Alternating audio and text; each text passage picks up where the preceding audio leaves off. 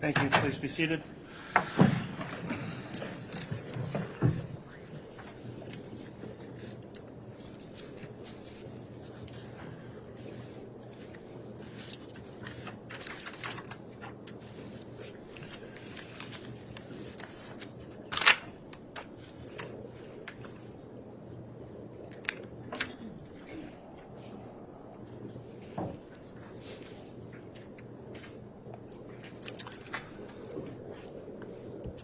All right, good morning. We're going on the record on case CR 22-21-1624, State of Idaho versus Lori Noreen Vallow. This is the continuation of the jury trial in this case. The state continues putting on its case in chief.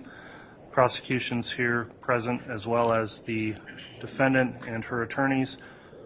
Before we bring the jurors in this morning, we had entered yesterday with an argument as to a proposed exhibit, which the court made a ruling on yesterday, indicating that the exhibit as proposed would not be admissible. The court's been advised now that an updated, amended exhibit's been prepared, and due to the nature of the legal argument, I think it would be appropriate to hear the issue before we bring the jurors in. And in the matter of efficiency, the court would note received a courtesy copy of the proposed exhibit and have reviewed that, and I believe the defense has as well.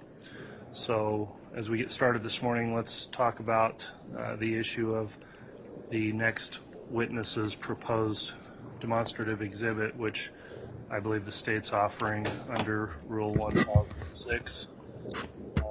Ms. Smith, I believe you'll make argument as to the admissibility of that exhibit. Is that correct? Yes, Your Honor. All right. If you'd like to present argument at this time, I'll hear that, and then I'll give an opportunity for the defense to respond. Thank you, Your Honor. Without repeating the state's position yesterday, the amended exhibit, I believe, addressed the court's concerns. The headers were removed. Any slide, and we respect and absolutely do whatever the court, we suggest that it's admissible, but respecting the court's order, we removed any slides that could even border on argument. We removed any slides, we even removed a timeline which the court had said was allowed. It is simply representative text in summary, and representative data in summary from the iCloud. It was cut and pasted directly from what's already been admitted as part of States 29. Those documents, the iCloud Lori for Style at iCloud.com, the documents and data in Lori for Lolly Time in iCloud.com have already come in. So these items are already in evidence, and similar to has been allowed for a few witnesses. This witness reviewed, and his responsibility within the FBI to review in detail iCloud. He did that. And to aid the jury and to aid him in his testimony, this exhibit would allow him to testify as to texts that reflect the content, reflect the ideas in the defendant's own words. These texts are the defendant's own words or conversations with her co-conspirators. They are conversations that show the defendant's state of mind, motive, intent. It certainly establishes that there's no mistake in this plan. The probative value of this significant evidence is unparalleled.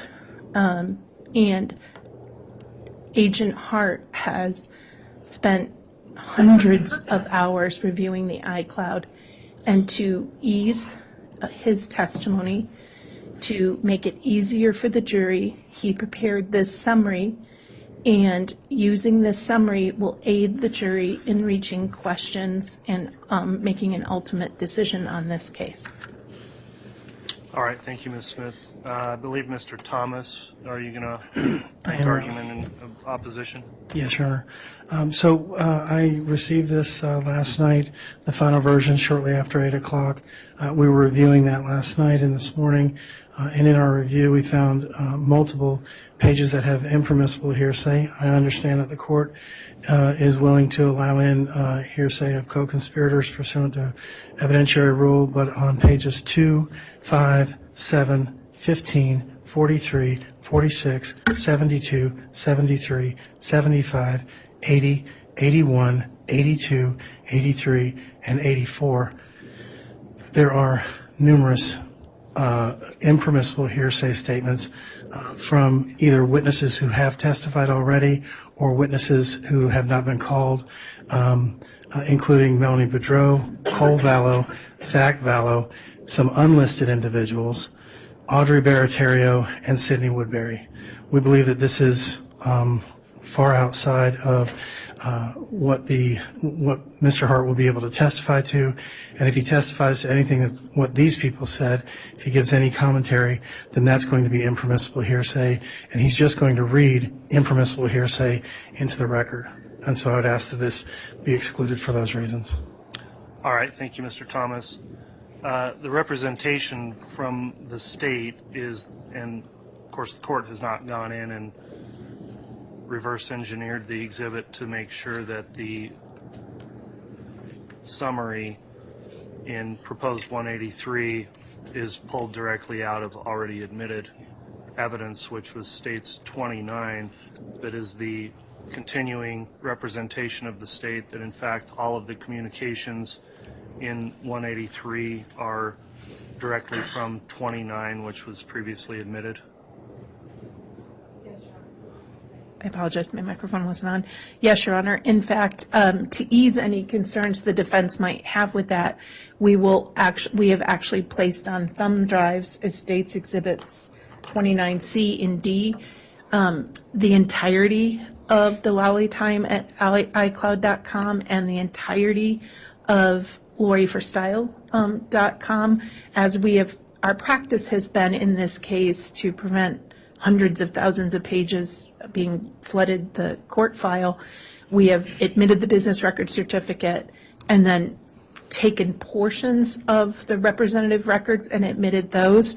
But to ease any concerns, anticipating what defense counsel might suggest, the entirety of Lally time is on one thumb drive, the entirety of Lawyer for Siles is on the other.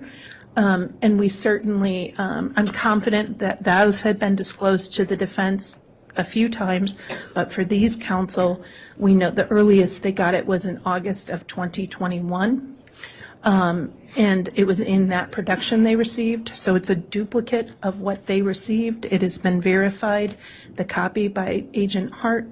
Then we can just make sure that the agent can testify to that. All right. The court's then considered this new proposed Exhibit 183 in terms of Idaho Rule of Evidence 1006 and whether or not it's an appropriate summary to prove content of voluminous writings records that can't be conveniently examined in court and may potentially assist this witness in providing testimony about that voluminous information. Also considered the objection lodged by the defense as a objection relating to hearsay on certain pages of the exhibit. Hasn't been argued this morning, but I considered the timing as well of the disclosure, and upon consideration of all that, and in particular also Idaho Rule of Evidence 403, whether or not this may be more prejudicial than probative in a balancing, the court would find that upon review of the exhibit it would be admissible, assuming the witness lays an adequate foundation for the exhibit prior to it being admitted. The hearsay objection is overruled, as the court would find that was waived upon the entry of State's Exhibit 29, which was previously admitted, I believe without objection in the case, and so these are portions of an already admitted exhibit. Also, in terms of the timing here, because it contains the same content of the previously admitted exhibit but in a shortened version, and also that it removed the argumentative nature of what was included in there, the court would determine that it now does appropriately comply with Rule 1006 as a summary that may be used by the witness. So I'm making just a provisional ruling at this point, subject to foundation being laid by this witness to get that in. But the concerns raised yesterday have been overcome with the new proposed exhibit, so the objection on those grounds is overruled. May I be heard on a motion to reconsider here?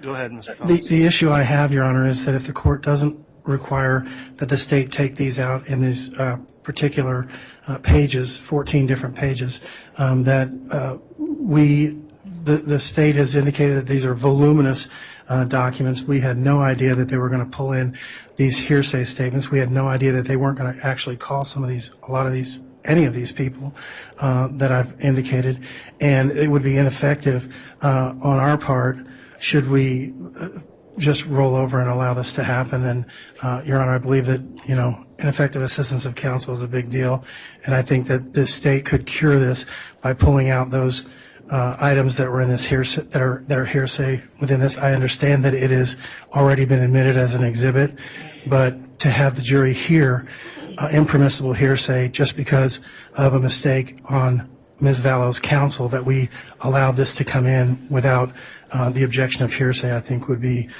detrimental to Ms. Vallow's case.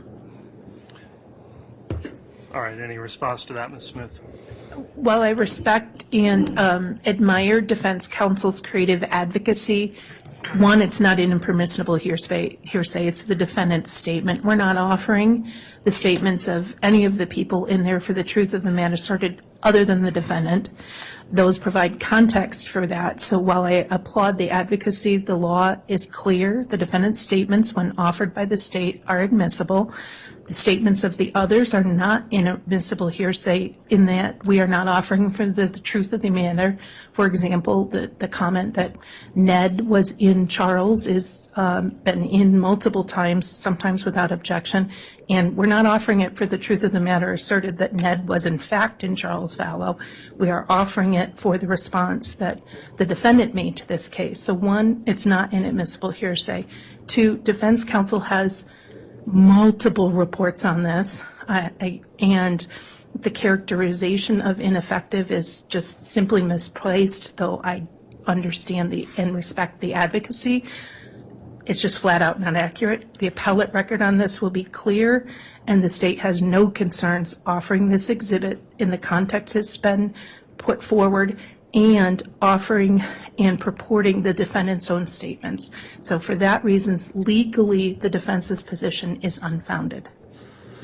All right, well, I've considered the request to reconsider the ruling offered by Mr. Thomas and the response from the state on each of those pages. I haven't made any determination that it is or is not hearsay.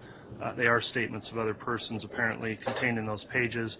Whether or not they fall within impermissible hearsay has not been determined. What has been determined is the exhibit from whence these come was previously admitted, and to the extent if there is any hearsay in there, it may or may not be permissible hearsay, but the defense will be allowed to cross-examine on those issues as well as it relates to whether or not the credibility could be attacked or they could be impeached if in fact it is a hearsay statement, which is inherently less reliable than direct statements. So the court doesn't find a reason to modify my prior ruling based on that finding. So that'll be the determination as it relates to the proposed exhibit 183. Before we get started also, as I'm thinking through with this witness counsel, the defense had raised an issue yesterday also as it relates to concerns that the witness may have violated the exclusionary rule. If there's going to be extensive argument on that beyond me just doing the normal question I'm giving to all the witnesses, I'm wondering if perhaps we shouldn't start there with the witness also outside the presence of the jury. If you think you're going to probe into whether or not the witness may have violated the exclusionary rule, I think it might be more appropriate to do that examination outside of the juror's presence. Yes, Your Honor. You do intend to do that? Yes. Okay. With that, then, I would find that it's appropriate to conduct that voir dire on that issue without the jurors present, so that we can get into if, in fact, there was any violation of the exclusionary rule. The witness can disclose that without having the jurors hear that information. So if that's where we are on the issue, I would suggest we then call the witness, have him brought in, go through the exclusionary rule issue, and then, assuming the witness stays on the stand, we'll bring the jurors in after that if the court does not find that he is excluded. Thank you, Honor. Do you want Agent Hart brought in? Yes, let's go ahead and do that then. Your Honor, prior to that, could I just get a ruling that I don't have to make specific hearsay objections on pages 2, 5, 7, 15, 43, 46, 72, 73, 75, 80, 81, 82, 83, and 84, and that the court's willing to acknowledge for appellate purposes that I have made those objections. I don't want to call specific attention to the jury to those specific hearsay objections. Is that okay? Yes, so the record will indicate that the defense has now raised objections on those pages as to hearsay on the proposed exhibit that is not yet admitted, but if it does become admitted, then pages 2, 5, 7, 15, 43, 46, 72, 73, 75, 80, 81, 82, 83, and 84 have lodged an objection on hearsay grounds to each of those, and the court will not require you to re-raise the issue before the jurors. And again, I don't have those in front of me. If you think for some reason it should be raised again, you're not prohibited from bringing it up, but it's lodged in the record that you've made your objection. Thank you. Your Honor, if the state may at some point get that list, that went pretty fast, and that we heard about it in chambers but couldn't write it down fast enough. So if we could get that list, if defense counsel could email it to us or something, just so that we can make sure we're paying attention to that issue as it comes up. Okay, let me just read it off for you one more time. Thank you, I'm sorry. 2, 5, 7, 15, 43, 46, 72, 73, 75, 80, 81, 82, 83, 84. Thank you, Judge. You're welcome.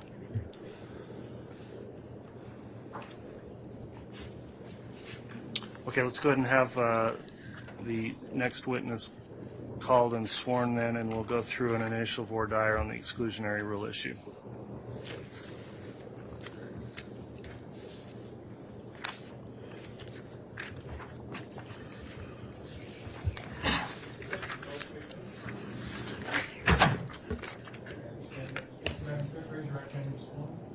Do you solemnly swear or affirm the testimony you're about to give will be the truth, the whole truth, and nothing but the truth, so help you God? I do.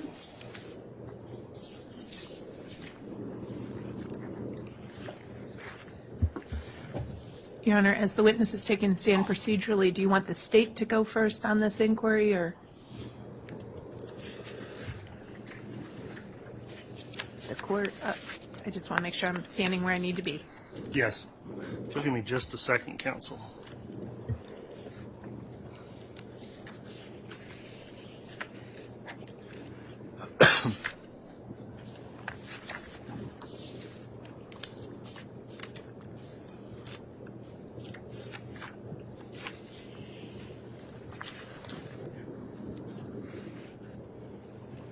Sorry, apologies, just one moment.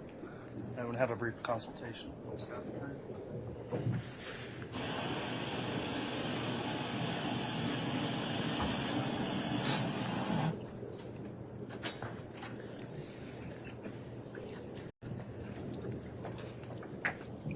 All right, thank you. Please be seated.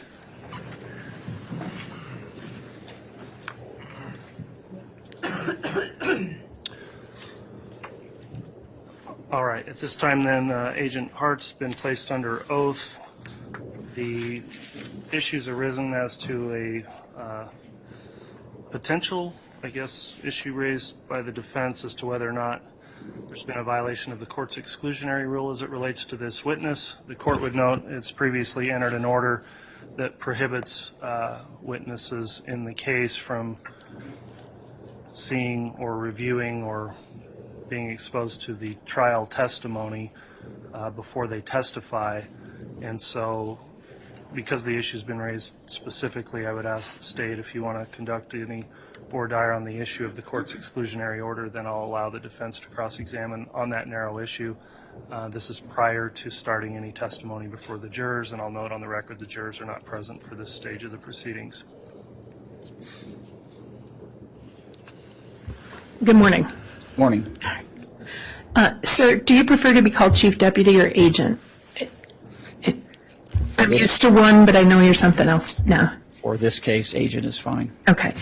Agent Hart, were you aware of a court order prohibiting witnesses from listening to the trial in this case? Yes. Were you aware that the court's order prohibited you from listening to or reviewing trial testimony of any witnesses? Yes. Did you listen to the trial in any part of this case? No. Did you listen to the trial testimony of any witnesses? No, I have not. Have you reviewed the trial testimony that occurred in the courtroom with anyone? No. Have you reviewed the trial testimony of anyone, even through conversation? No. Okay. Has the state shared with you the trial testimony of anyone? No. You have been present for some interviews and pretrial preparation of witnesses, correct? Yes. Have you been part of pretrial preparation of witnesses after those people have testified? No. Has anyone brought to your attention any trial testimony of those witnesses at any point? No. Is there any way that you have followed, listened to the trial testimony or the trial proceedings that have been available in the public? No. Prior to the trial beginning, we received a strict instruction from the prosecution regarding those matters, that we were not to speak with other witnesses regarding their testimony, and we were not to watch any television, read any newspaper media, online media regarding the trial. I've obeyed that order rigorously. Okay. Thank you. I have nothing further. Thank you, Agent. All right, thank you, Ms. Smith. Mr. Archibald, you can inquire.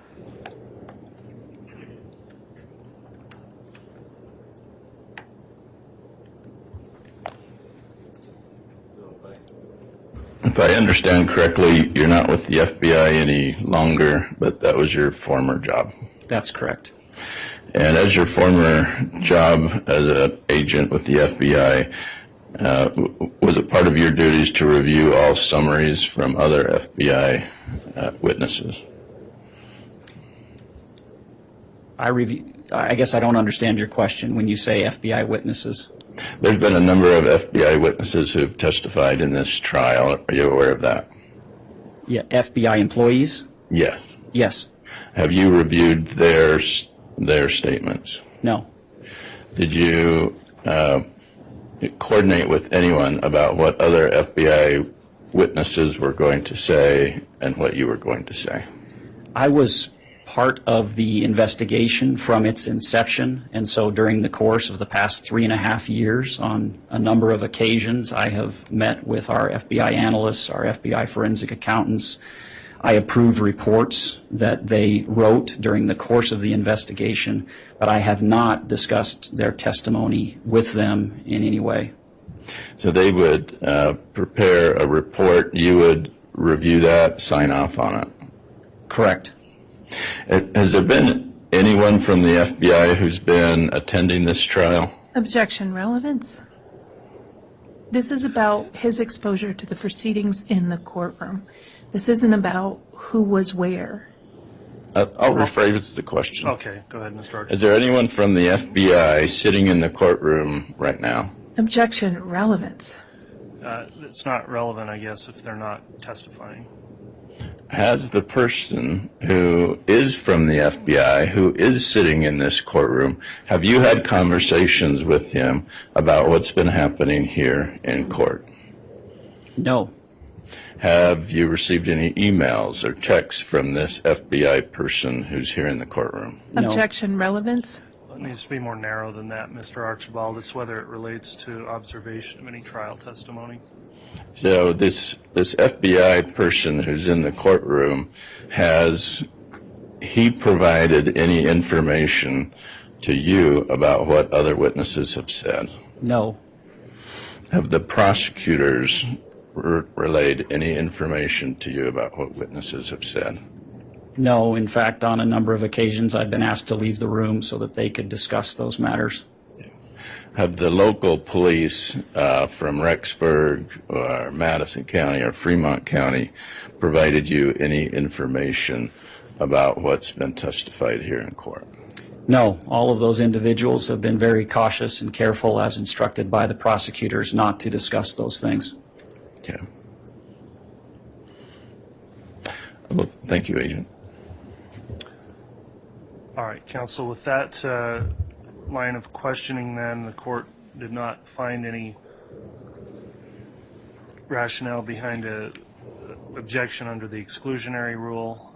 The witness has indicated compliance with the court's order as it relates to the Rule 615 of the Idaho Rules of Evidence and the order that was entered in the case, so I don't find there's been any violation there. So with that, we'll go ahead and bring the jurors in, and the state can commence with its direct examination.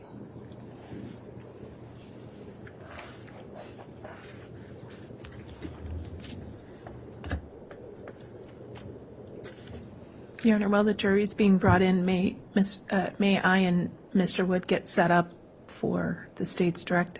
Yes. Okay.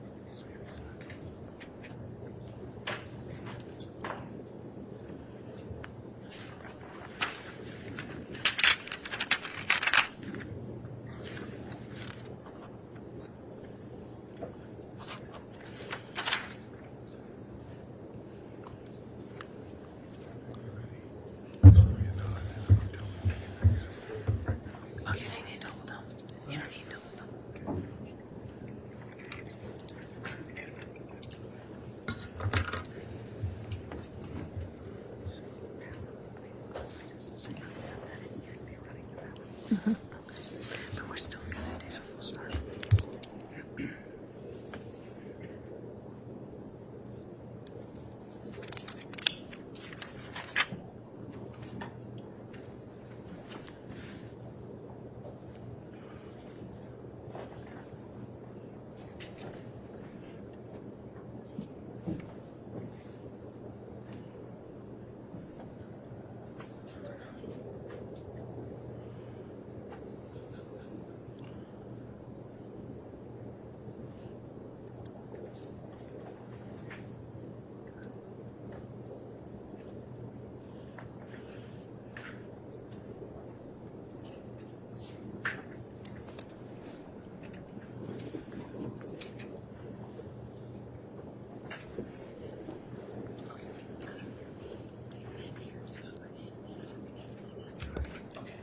It's at 100%. Is it?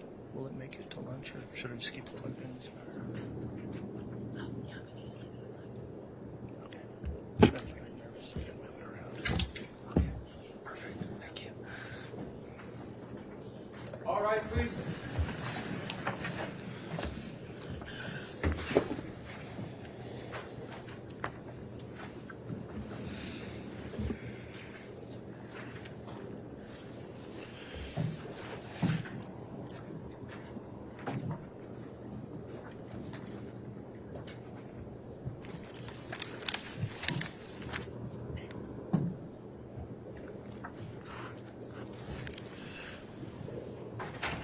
Jury's all present and accounted for, Your Honor. All right. Thank you, Mr. Bailiff. Please be seated.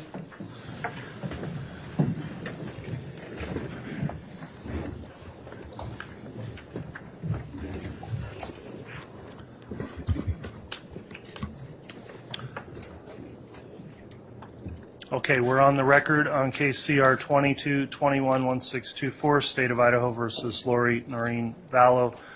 The prosecution's here present, as well as the defense and the defendant. The court would note that the jurors are now in the courtroom, all properly seated and accounted for. I believe they've all signed their daily juror affirmation. Is that correct, Mr. Bailiff? Yes, Your Honor. Very well. Thank you again for your continued service and adhering to the court's instructions. In terms of our scheduling, the court will intend to stop at noon today, or roughly around noon if we can. We'll do a mid-morning short break. And I'll note that the state has called its next witness. The witness has been sworn already.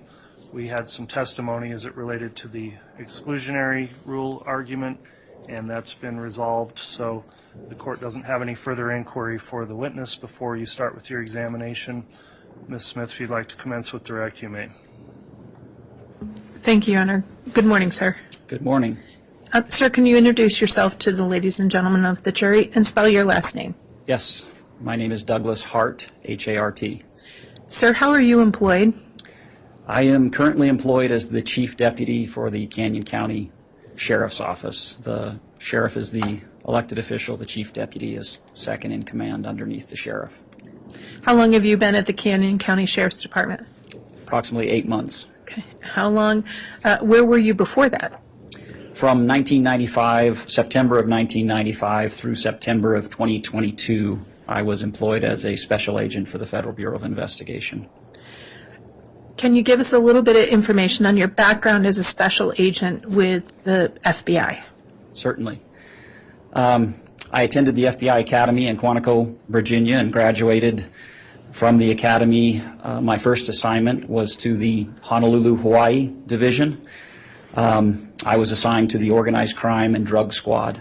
So during my time in Hawaii, I specialized in long-term, complex, multi-subject investigations. We did a lot of conspiracy cases. I got my first experience in homicide investigations in Hawaii.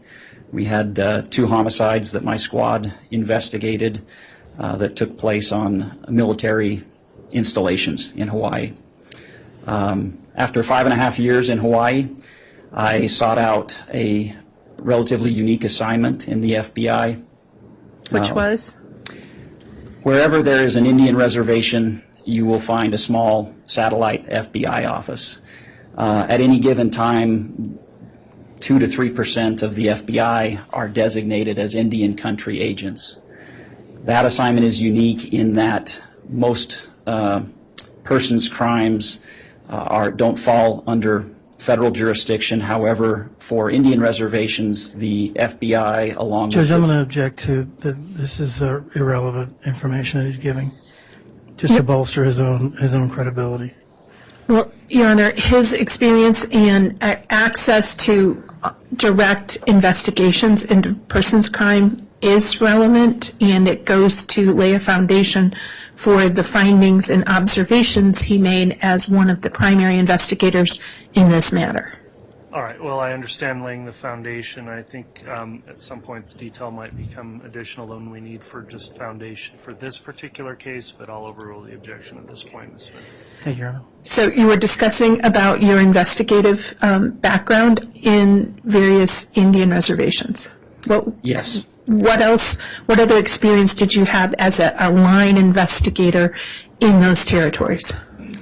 So I spent 7 years on the Nez Perce Indian Reservation working mainly violent crimes and persons crimes. I investigated a number of homicides and related crimes. Where did you transfer? You said you spent 7 years. Well, you were with the FBI longer than that. So where did you transfer to after you went to the Nez Perce Indian Reservation?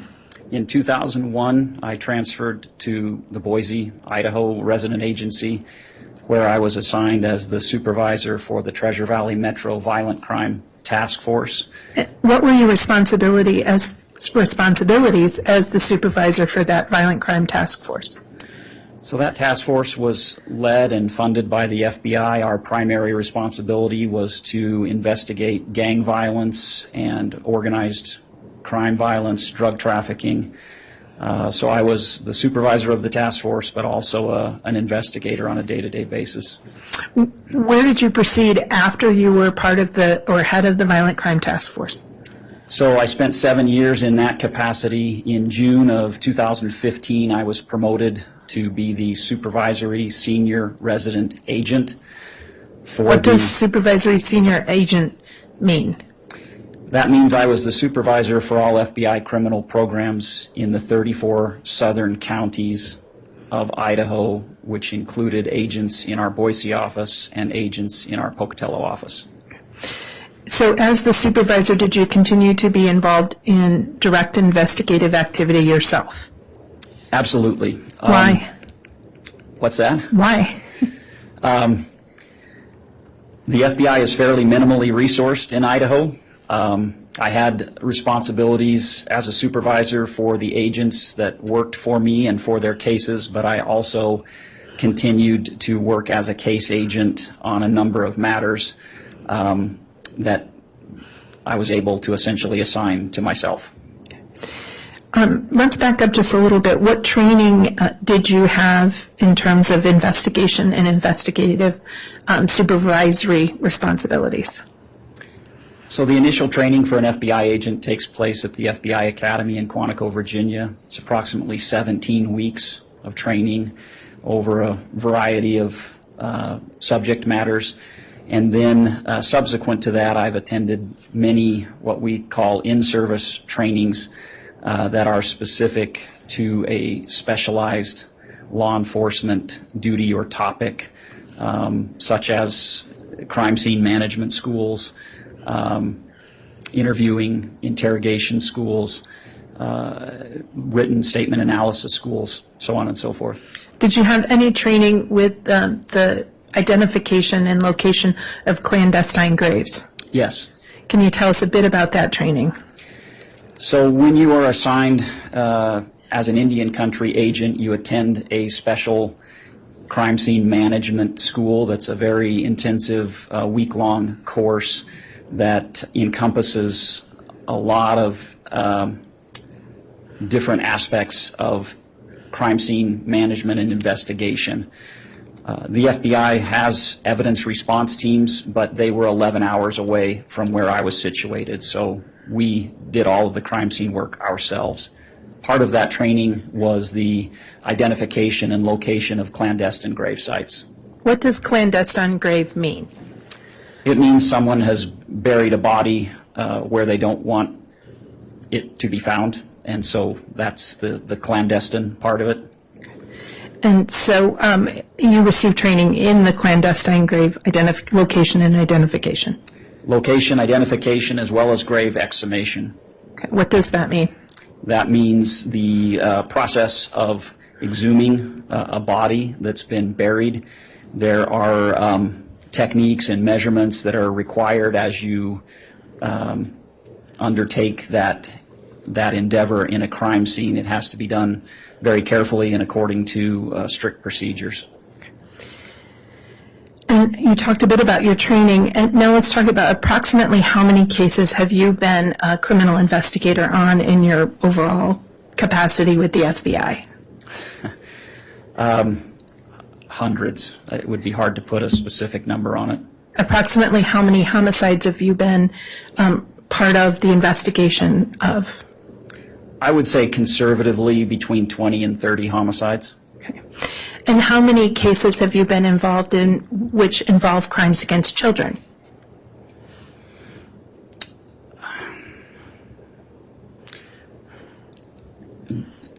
There are lots of types of crimes against children. I've been in, I would say, over 50. Any of those cases involve investigations into missing or suspected abducted children? Yes, several. Okay. What was your role? Well, let's do it this way. What was the FBI's role in those cases in investigating missing or potentially abducted children? Well, the FBI has nationwide jurisdiction, so if a child has been abducted and taken across state lines, then those cases fall under the FBI's purview. But More than that, for many years, the FBI has taken the stance that when a child goes missing, our capabilities, coupled with those of city, county, or state investigators, need to be brought to bear immediately so that we can seek the best outcome in locating and safely recovering those children. So whether or not those cases fall under the federal system, the FBI still responds to cases of missing children and participates fully in those investigations. Whether or not they're the lead, they always support the local law enforcement on trying to find the children. Correct. How many of those cases have you been involved with personally? A true child abduction or missing child case is fairly rare, but I have been involved in between 6 to 10 of those cases during my career. And in that time, you mentioned earlier about responded rapidly. Why is that? Well, we know from studying these cases that if a child is going to be killed, they're typically killed within 24 hours of being abducted. And so you have a very small window in which to respond and utilize all of the tools and resources that we have working cooperatively with our partners to try to locate and recover that child. Your Honor, as a procedural matter and to aid in getting ready for some exhibits, the state requests permission to display States Exhibit 29C and 29D. The entirety of 29 is are the iCloud records for Lori Vallow, as documented through Lolly Time at iCloud.com and Lori for Style at iCloud.com. C and D are the entirety of both records, and given that in a few minutes we'll be displaying some of those, I need to move for those admissions right now so that Mr. Wood can get resources up. All right, can you clarify for me, previously we've admitted 29, is that correct? Yes, Judge. Those records were admitted with the stipulation on the business record certification with the defense. And A was as to, let me pull up my exhibit list so I don't misstate.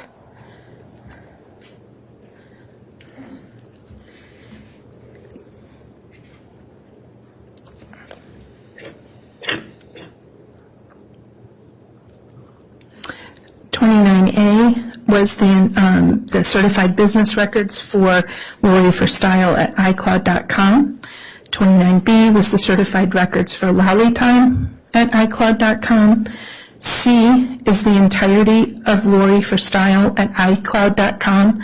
And D was the entirety of Lolly Time at iCloud.com. And C and D have been previously admitted? Well, the entirety of 29 has been admitted because it's the records that would go with the certified attachment. We just hadn't published those or offered them in the courtroom yet. As we've done on all our sort of voluminous records, we admit the business record certification and then we display specific pages. But given some rulings of the court where we have the entirety of the actual documents that are part of 29 in the two exhibits C and D. Okay, well, they are separate exhibits, so still I don't believe they've been offered and admitted. So for purposes of the record, before we begin any kind of publishing from them or reference, I think we need to go through that procedure. Okay, Your Honor. May I ask the witness be shown States Exhibit 29C and 29D, please? Yes. Thank you, sir.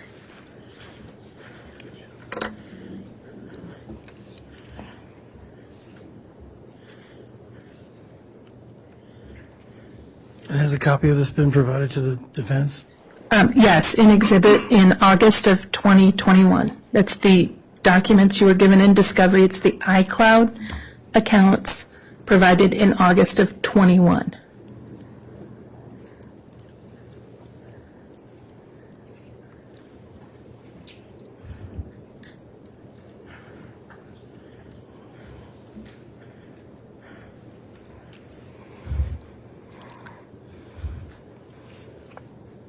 All right, go ahead, Ms. Baker. Thank you. Agent, looking at, do you recognize states 29C and D? I do. How do you recognize two thumb drives? On these two thumb drives are the copies of the Lori for Style at iCloud.com, iCloud contents, and the Lolly Time at iCloud.com contents. My initials are on each of these thumb drives. Okay. And you helped prepare those to make sure that you could make sure those records as part of the business records were the ones you looked at. That's correct. Okay. And you observed those, and the only thing on those two thumb drives are the entirety of Lori for Style at iCloud.com and the entirety of Lolly Time at iCloud.com. Yes. Okay. C is Lori for Style at iCloud.com, Yes. and D is Lolly Time at iCloud.com. That's correct. Okay. How do you know that? Because I'm the one who made the copies of the thumb drives. From the business records? Correct. Okay. And the thumb drives are marked? Yes. Move for the admission of States Exhibit 29C and 29D. Any objection? Yes, Your Honor. We would object to any hearsay contained therein, and we believe that there is multiple layers of impermissible hearsay, so we'd ask the court not to admit those. All right, what's the response from the state? Your Honor, any statements of the defendant in her own words are being reflected in that document. Any statements of co-conspirators are admissible and not considered impermissible hearsay.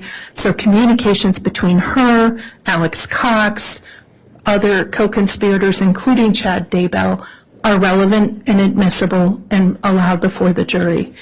Anyone who is not a co-conspirator, their statements aren't being offered for the truth of the matter asserted.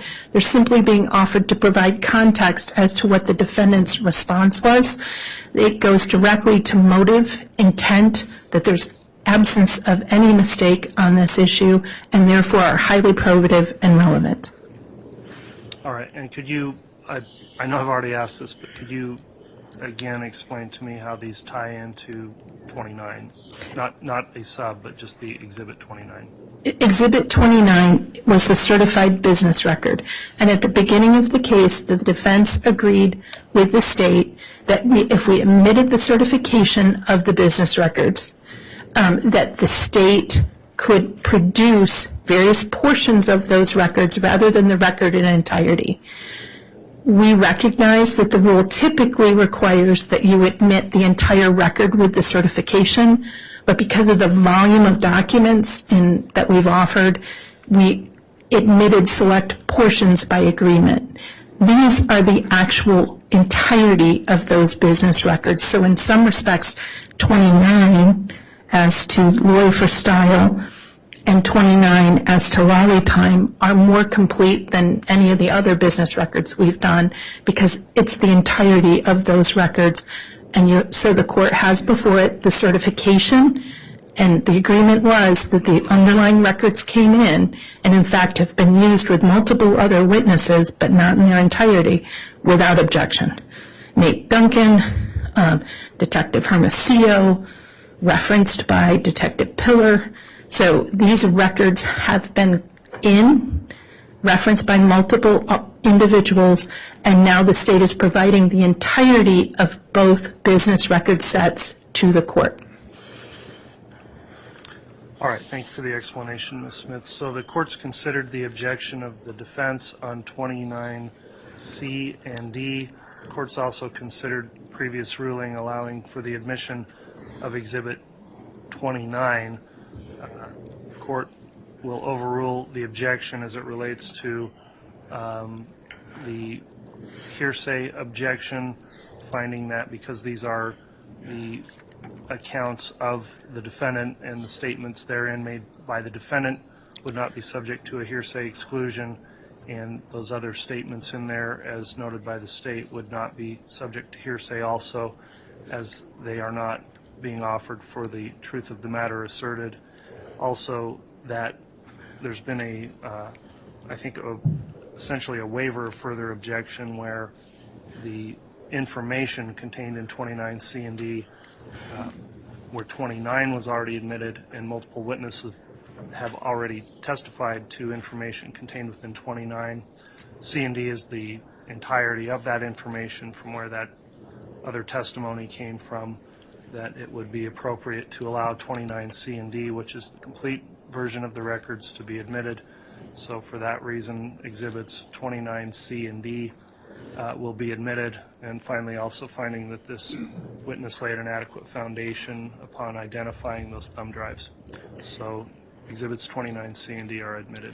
Thank you, Your Honor, and we appreciate that, and we would ask that the court require that the state or the court provide us with copies of 29 C and D so that we can review those so that they do accurately reflect what is purported to be on those. We don't have time to go through 100,000 pages of documents right now, but we would ask the court to give us this weekend to do that. Okay, if they're obviously electronic copies, I believe, can be provided to the defense if they haven't already been provided, and those need to be provided to the defense before the state rests. So would it be acceptable if we just tell them where in the discovery it is located? Because it takes a long time to copy these, and they already have it at least once, if not twice, in discovery. Happy to show them where to find it. Okay. And, Your Honor, I'm sorry, may I speak? Go ahead. My concern is that they're going to introduce something that we may or may not have or may not be able to access. I would like the court, if it's possible, to make copies of that and give it to us, because I want to know exactly what's on that jump drive specifically that's admitted into this court for the jury to view. All right, well, the court doesn't create exhibits, so the exhibits are admitted, but I will allow the defense an opportunity with the state to monitor also to simply produce copies of the electronic file that's on each of those jump drives. Okay. And as I understand it, each jump drive contains a single file, but it's a huge file of electronic information. It contains a single record, and that record will, of course, that's an iCloud has hundreds of technically different things, but they're all part of the one record. Okay. We can't pull out the chats versus the SMS versus the videos versus the MMS. We would have 100,000 thumb drives. So it's the entirety of Lolly time. It's the entirety of Lori for Styles. Okay. Well, C and D are admitted, and again, the defense will be entitled to a electronic reproduction of C and D to be provided to them, which I would think is just a matter of copying the file over to a new thumb drive that's the same size and giving them that, but the state can observe when that copying is made through the court's official exhibit. Thank you. Yes, sir. Thank you, Judge. All right. Do you want to continue then, Ms. Smith? Yes, Judge. And just so that there's clarification, Mr. Wood is going to aid me in working with 29C and D, so he will be over here, if that's acceptable to the court, getting that up and going, so people don't wonder what he's doing. Okay. If he's there with technical assistance, that'll be fine. Thank you, Judge. And I'm sorry to take things a bit out of order, Agent, but I just wanted to get that done sooner rather than later. You had indicated, let's back up just a little bit. Did you have any other responsibilities while you were the supervisory agent in Boise for coordinating with organizations, say, on behalf of behavioral analysis? Yes, I did. Okay. What is behavioral analysis? The FBI has a highly specialized unit called the Behavioral Analysis Unit. They're sometimes referred to as the profilers. That's a unit that exists in Quantico, Virginia. It's comprised of actually 5 different sections: crimes against adults, crimes against children, terrorism, cyber and counterintelligence, as well as training and research. Each division or state in the United States has a BAU coordinator. BAU, Behavioral Unit? Behavioral Analysis Unit Coordinator. That individual is responsible for getting additional training in behavioral analysis and acts as a conduit when a state or local entity needs consultation services. The BAU coordinator does a triage of those cases and helps facilitate which cases are appropriate for the behavioral analysis unit to look at. I was the BAU coordinator for the state of Idaho for approximately 13 years. Okay. So are you a profiler yourself? I am not a profiler, but I have attended a number of trainings and conferences and have read a lot of material as it relates to behavioral analysis in criminal investigations. And in that role, your job was to help facilitate and move a particular case through the process of getting a behavioral analysis where it was appropriate. Yes. Okay. Now, turning back to your work and assistance into the investigation of missing or abducted children, you indicated that there is a need for rapid deployment, and you talked about going within 24 hours. Is there a specialized unit within the FBI that handles child abduction cases on a rapid basis? Yes. What is that unit? So we have a team called the CARD team, that stands for the Child Abduction Rapid Deployment Team. They've been in existence for over 20 years. They're essentially what we call a fly team. They are specially trained agents that are located all over the country, and when the child abduction takes place, they are deployable very quickly to bring their expertise to bear when a child goes missing. Is there sort of a time limit on when you can bring in that rapid deployment team? Well, their purpose, in the immediate aftermath of a known abduction, their purpose is to respond. They don't take over the case. They're consultants. And so they come and they help the investigators ensure that all of the appropriate steps are being taken. Collectively, the Child Abduction Rapid Deployment Unit has responded to over 160 child abductions in the United States in the past 20-plus years. They are the world's foremost experts in those types of cases. And so in this particular investigation into the disappearance of JJ Vallow and or Tylee Ryan, were you able to work with local law enforcement on where those two children were? Yes. And how did that happen? The Rexburg Police Department conducted a welfare check for JJ Vallow, and subsequent to that welfare check, the very next day, they contacted the FBI in Pocatello, who then called me, and so my involvement in the case started on November 27th of 2019. Okay. And did you partner with the Rexburg Police Department in looking for JJ Vallow? Absolutely. And then ultimately looking for Tylee Ryan? Yes. Okay. And as a part of that partnership with the Rexburg Police Department, did the FBI request the assistance or ask the CARD team, the Rapid Deployment Team, to respond? We consulted with both the Behavioral Analysis Unit and the CARD team. We did not ask for a CARD team deployment. Well, why not? We knew very quickly that Lori Vallow had lied to the Rexburg Police Department when they responded to do the welfare check, and within a short period of time were able to ascertain approximately how long JJ and Tylee had been missing, and due to the span of time that had taken place, it didn't fall under the parameters of a CARD deployment for those things that are done in the very immediate aftermath of a child going missing. So we spoke with them, we obtained their advice, but we did not ask for a deployment. And so you've indicated that you didn't ask for the deployment, but you also consulted with them and behavioral analysis? Yes. Why would you consult with behavioral analysis in this situation? Because of their experience in a wide variety of cases.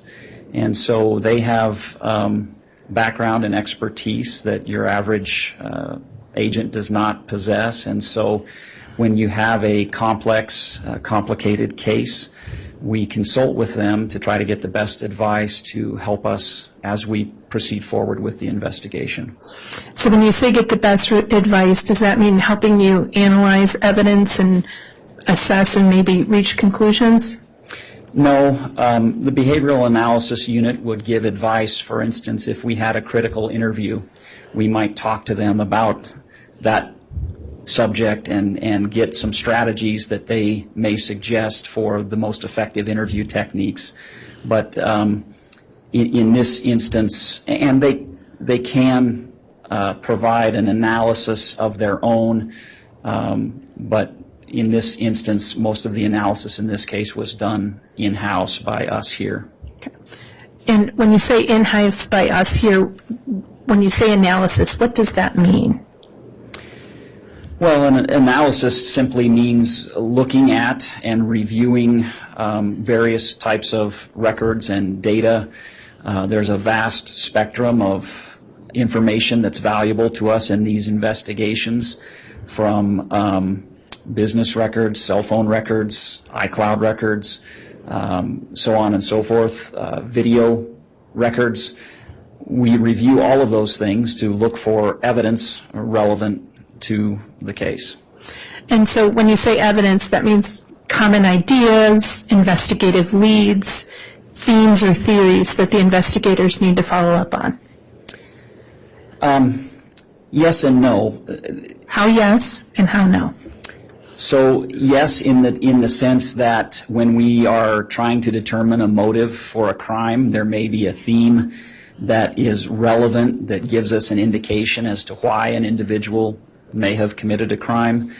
No, in the sense that we are fact finders, and so our job is to investigate thoroughly and carefully and completely in an effort to solve the crime and develop evidence of who committed that crime. And in that sense, we aren't driven by a theme or a concept. We're driven by evidence. We follow the evidence that we find.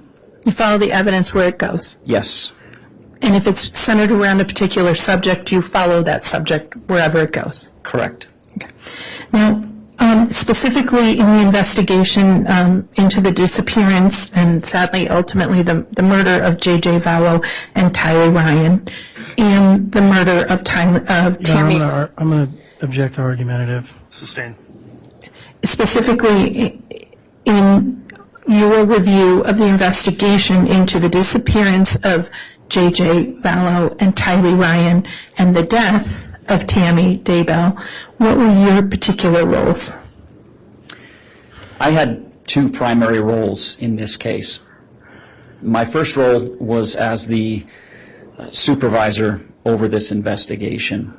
Our Pocatello office is quite small. We had 3 agents assigned when we were contacted by the Rexburg Police Department. Very quickly, 2 of those agents transferred one transferred, one retired, so we were down to 1 agent. I supervised the activity of those people. When resources were needed, such as our evidence response team, or forensic accountants or analysts, or when leads needed to be set to other divisions, all of those things fall under my purview. And so I had the responsibility for the FBI oversight of this investigation. That's in partnership with your local partners? Correct. Okay. And so when you say your responsibilities, just to make sure I'm clear, the resources of the FBI and what resources the FBI would contribute to that partnership were directed by you? Correct. Okay. And you mentioned, and I think I accidentally cut you off, you mentioned crime analyst? We had an analyst assigned to this case, yes. Okay. And what does a crime analyst do? Their job is to look at records and to try to determine if there is relevant evidence in existence, for instance, phone analysis and analysis of Google accounts or other things. There's so much information in all of those records, and generally speaking, only a small portion of that may be relevant to the alleged crimes that we're investigating. And so you were talking about your role as sort of supervisory role. You said you had two roles. What was your second role on this case? My primary role was as an investigator in this case. I live in Boise, I work in Boise, but I traveled multiple times per month to Rexburg due to the complexity of this case, due to the fact that 2 children were missing. I felt that it was important for me to play an active role given my background and experience in these types of cases. And so I, more so than my supervisory role, I played an investigative role in this case. I was present during the crime scene search where we located... I'm going to object that this is a narrative. There's no questions here. Sustained. And so you played an active role. Not only were you a supervisor, you played an active role as an investigator in this joint investigation. Yes, for all intents and purposes, I was the FBI case agent for this investigation. Okay. And so what specific work did you do as an investigator on this case? I conducted a number of interviews of witnesses. I was present at the search warrant execution on June 9th and 10th. My biggest investigative role was to undertake a complete analysis of the content of 2 iCloud accounts that were registered to Lori Vallow. The first is called Lori for Style at iCloud.com, and the second is called Lollytime at iCloud.com. And why was it important that those accounts be examined?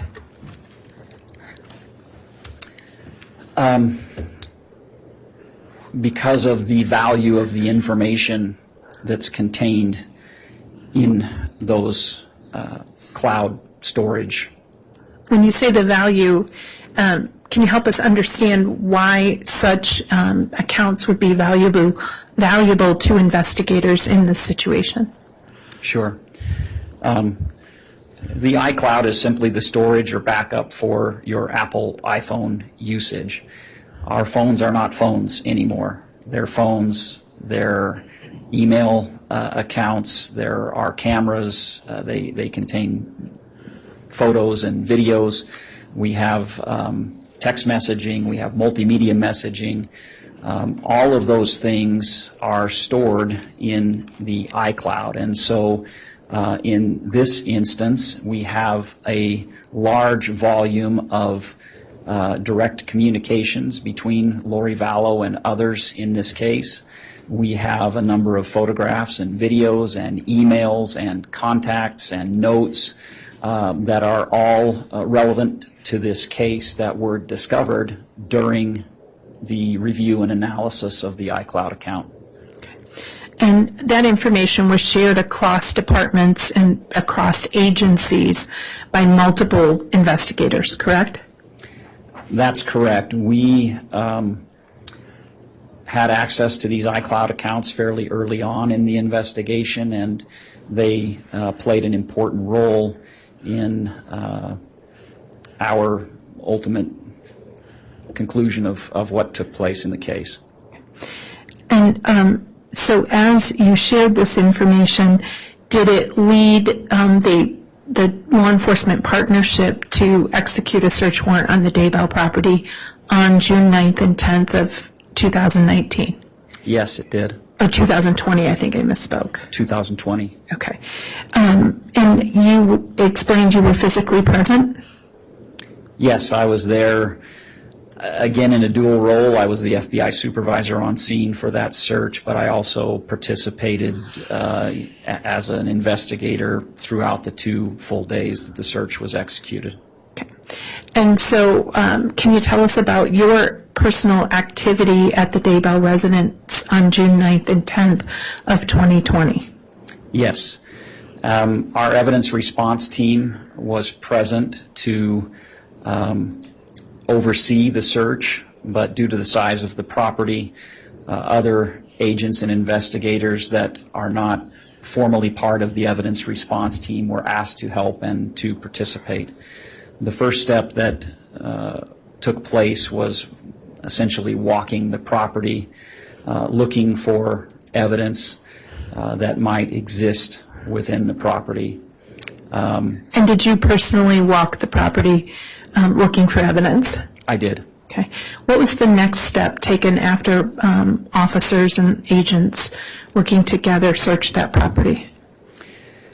Well, during the walk of the property, you're looking for places on the property that might contain evidence. So during the walk of the property, myself and an agent who was at my side located JJ's grave. Can you explain to us the process you used to locate JJ's grave? Yes. When you're looking for a clandestine grave, there are certain telltale signs that you want to find. Primarily, you're looking for aberrations in the earth. If a grave has been dug, typically the vegetation around where the digging took place is slightly different than the vegetation that's been undisturbed around that grave. Similarly, you will see sometimes a mound of earth where the grave has been dug, and sometimes you'll see a depression in the earth. In this instance, I was able to observe a slight change in the vegetation where JJ was buried, and then upon closer inspection, I was able to see that there was essentially a seam around the grave where the sod had been cut and then replaced, and so you could feel with your hands that there was the outline of where the grave had been dug was present there. So when you say feel with your hands, did you actually feel the ground yourself? I did. Okay. And that area was photographed, correct? Yes. Okay. Your Honor, the state requests that just so that the witness looks at these again, that the witness be handed state's already admitted Exhibit 170C, 170D, 170E, and 170H.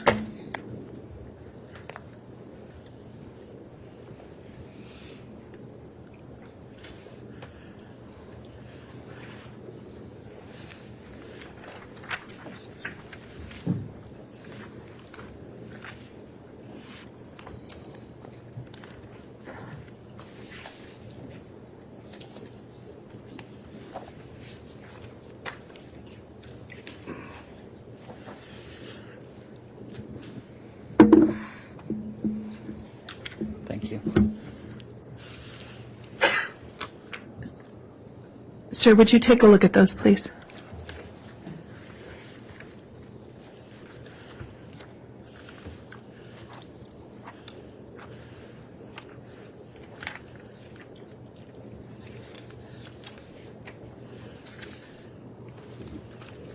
Okay. Okay. These have previously been admitted, but do you recognize those? I do. And just so the record's clear, it may have been a little bit since the jury's seen those. What are they? These are photographs that were taken of the spot that I identified near the tree on the corner of the Daybell property where JJ's remains were ultimately located. Your Honor, I'd request permission to publish or republish the state's Exhibits 170 and the various numbers and use them during this witness's testimony. Any objection? No, Your Honor. All right, they can be published.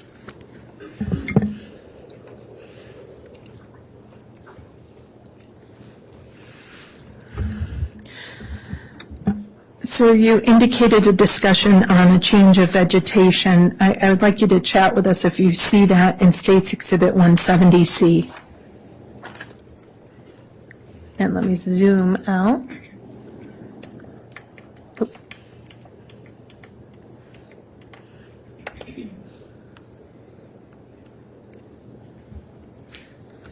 Yes, so this is a faraway view.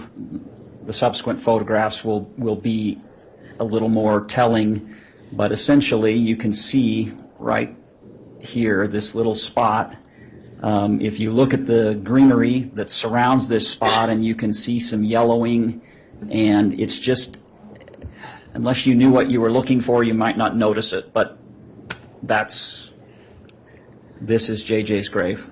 You previously talked about signs of signs of a clandestine grave. Is that one sign of a clandestine grave? It is. Okay. Were there particular pieces of evidence that took you to that area of property? Yes. What were those pieces of evidence that took you and the other agent to that area of the property?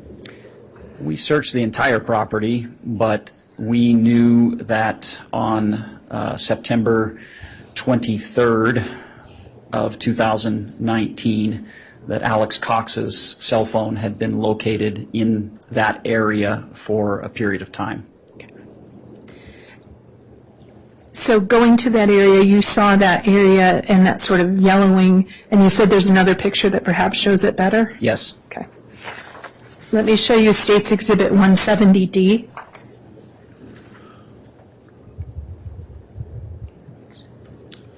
Is that the better view of what you were talking about?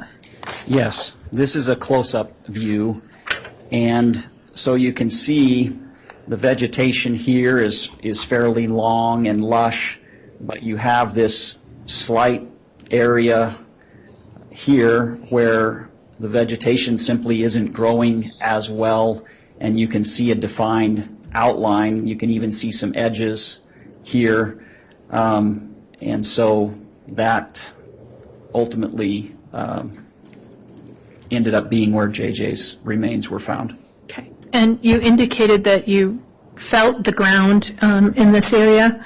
Is that the area that you felt the ground in? Yes, I felt the ground with my hands, but I also had, we carry a probe with you, which is essentially just a rod with a point on it to be able to, if you find an area that you suspect may be something you want to examine further, you use that probe to determine if hard, undisturbed ground exists. That probe doesn't really go in. If you've dug the earth up, the probe usually goes in considerably easier. And were you carrying one of those probes? I was. Okay. And you put the probe in the ground in this area? I attempted to. Okay. Let me show you State's Exhibit 170E.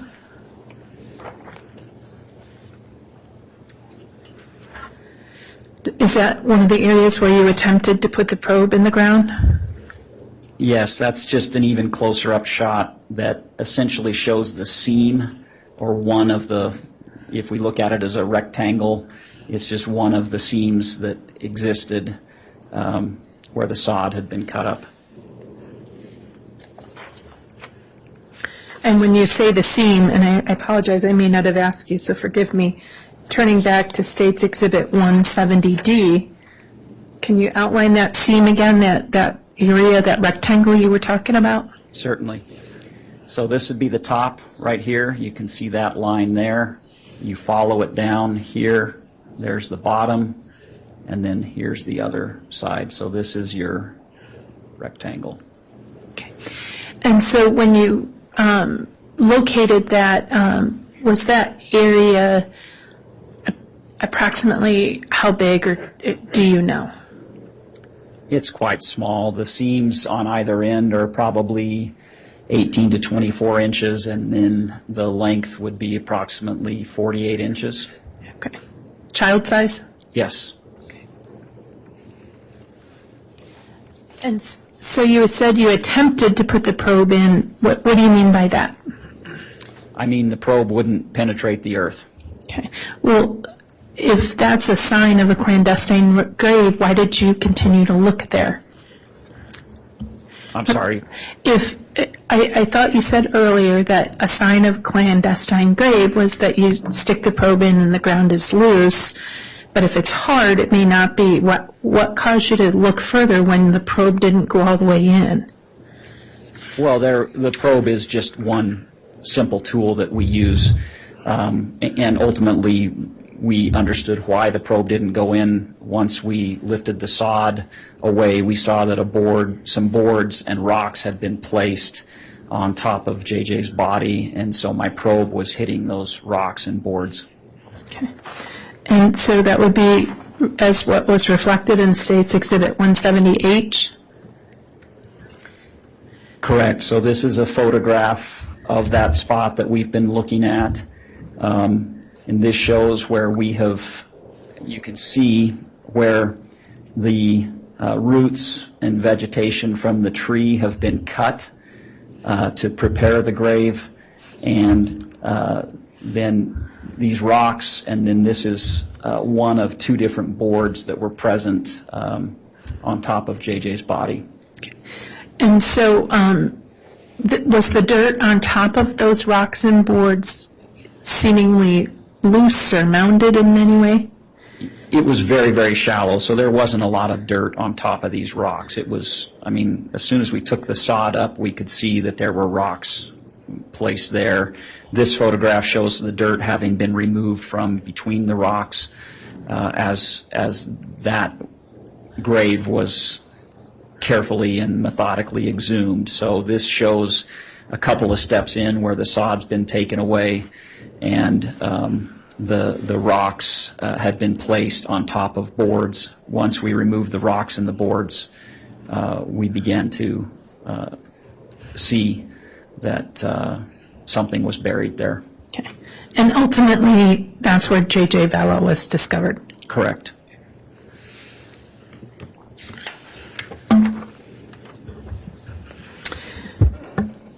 Now, we're done with pictures for a while, so thank you, ma'am.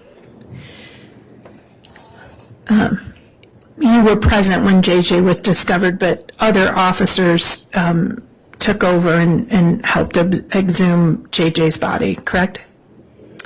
I was there through the entirety of that process. I helped exhume the grave and exhume the body, as well as helping to exhume Tylee's remains. Okay. Multiple officers had to do those things, correct? Yes, it's a large property, and there were several members of our evidence response team, along with detectives from the Rexburg Police Department, the Fremont County Sheriff's Office, and other FBI employees. And because of the way those bodies were, multiple officers were involved in helping recover those remains? Yes, that's correct. Okay. So turning to your other sort of work as an investigator on this, you discussed your work in reviewing and the value of looking at the iCloud accounts of Lori Vallow. Yes. Okay. Now, how much experience do you have in analyzing such data in relation to the other facts in the investigations to help determine sort of the facts and circumstances or motives of a particular crime or suspect? I have several years' worth of experience. The FBI specializes in long-term complex investigations, and those investigations involve, in most cases, the analysis of voluminous amounts of records. And so as an investigator, as a case agent, I've participated in the analysis of those records, of records in investigations for the entirety of my career. Okay. And you personally have worked with Apple iCloud accounts and records? I have. And you've talked about sort of the value of them overall to law enforcement, but in iCloud accounts, what specific types of data are in those iCloud accounts? Essentially, whatever is on your smartphone is in the iCloud. It's simply a mirror, more than a mirror. It's a storage device of the activity of your phone. So it contains your contacts, it contains your call logs, it contains your cookies, it contains what we call carved strings, which is data that's been deleted but hasn't yet been overridden. It contains SMS or text messages. It contains MMS or multimedia messages. It contains images, videos, and the list goes on. And so all of these things are present in the iCloud. And forgive me, I heard you talk about lots of the multimedia, the pictures, the location data, the text. Does it also sometimes include things that somebody has tried to delete from their phone? Yes. In what way is that captured? In a couple of ways. So you can delete something from your phone to increase the storage on your phone, but if your phone is backed up to the cloud, typically it's no longer present on your phone, but it still exists in the cloud. So you can have data on your phone that you've deleted. That data still exists. It still is present on your iCloud. Okay. And what's a carved string? So carved strings are data that has been deleted off of the iCloud but not yet overridden. What does that mean? I'm not a super technical guy, but it's bits and pieces of messages or communications. They don't make a whole lot of sense. The carved strings weren't really of any value to us in the investigation. I just mentioned that as a part of what exists on the iCloud. Okay. And what tools do you use to look at an iCloud? The tool we use is a software program called Cellbrite. Cellbrite does not alter the data, it simply organizes it. So Cellbrite is a pretty user-friendly tool that will take the contents of the iCloud and put it in its various compartments, as I've mentioned, and then you can go in and view each of those separate places within the iCloud. And when you're using Cellbrite, does it allow you to look at the data but limit how much data you look at? Yes. So with each of the different sections of the iCloud, you can apply a filter. And so that was something that I did fairly frequently in my analysis of the Lori for Style account, not the Lolly Time, but I did use filters in Lori for Style. So when you say filters, is a filter say sort of date range? Yes, you can use a filter that's particularly called capture time. So the Lori for Style iCloud account, the earliest records date back to December of 2000.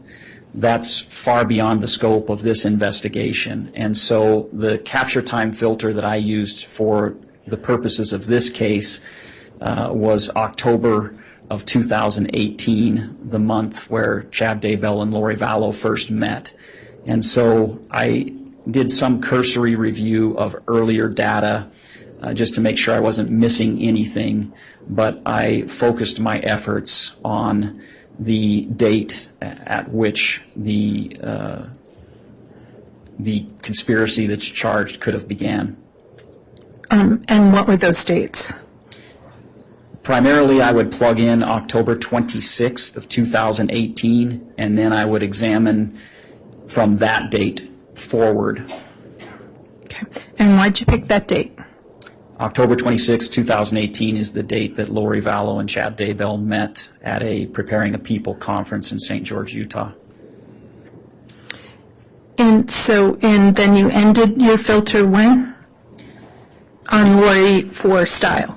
There was a point in time in late November of 2019 when Lori Vallow stopped using her phones, and so the data in the iClouds stops when the phone usage stopped, and I can't recall the exact date.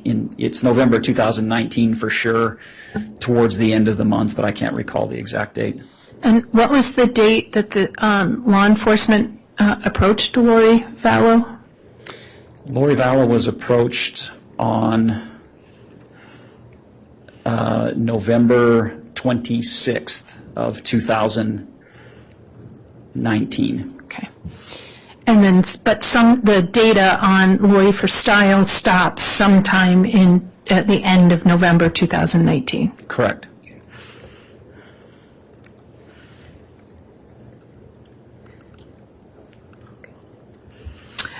Your Honor, the state intends at this time to display State's Exhibit 29C and D. If we're happy to keep proceeding, but if we want to take a quick morning break so defense counsel can just double check it now, understanding they want a copy, but I respect that they would like to see it. We can do that, or we can proceed. Okay, let's go ahead and take our mid-morning break at this time then. I'll allow defense to access that, so let's plan on starting up again no later than 10:30. All right.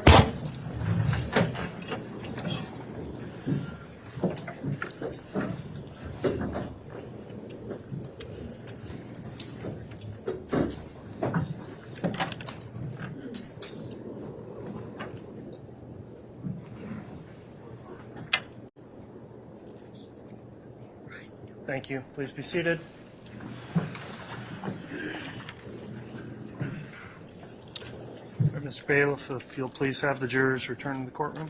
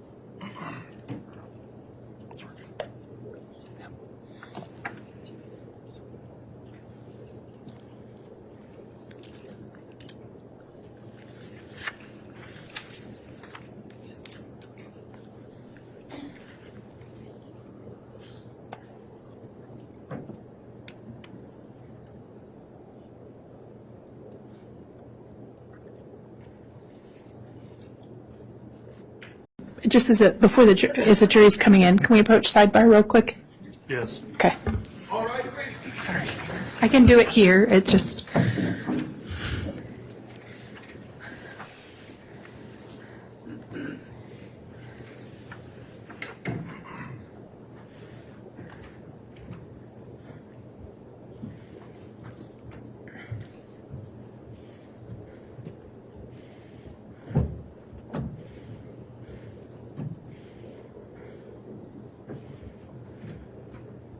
Jury's off, President Counter Court, sir. Thank you, Mr. Bailiff. Please be seated.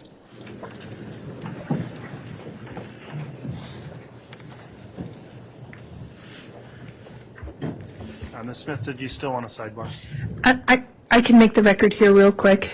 It's my understanding that the defense counsel's been given their own duplicate copy of States 29C and D, which are the iCloud accounts of Lori Vallow. They were also disclosed in discovery in 2021, but they have a copy of the exhibit itself. That's my understanding. That's correct. Okay, thank you, counsel. Okay. Thank you, Judge.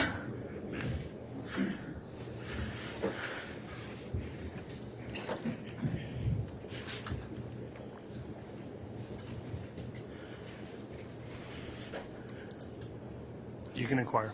Thank you, Judge. Good morning again. Morning. Now, earlier you talked about reviewing the Lori for Style and the Lally time accounts and viewing that data set through Cellbrite. Do you remember that? Yes. Okay. And you've previously recognized States Exhibit 29C and D, which are the Lally time accounts. If you could look at your screen, Mr. Wood is loading it.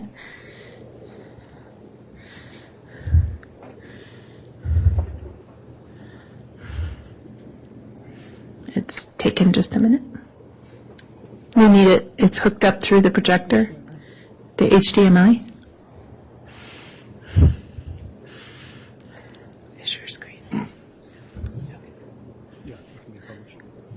So it'll be published on the, Yes, Judge. very well. All right. Agent Hart, what are we looking at on the projector? It's displaying states 29, C, and D, but what view is it for the record?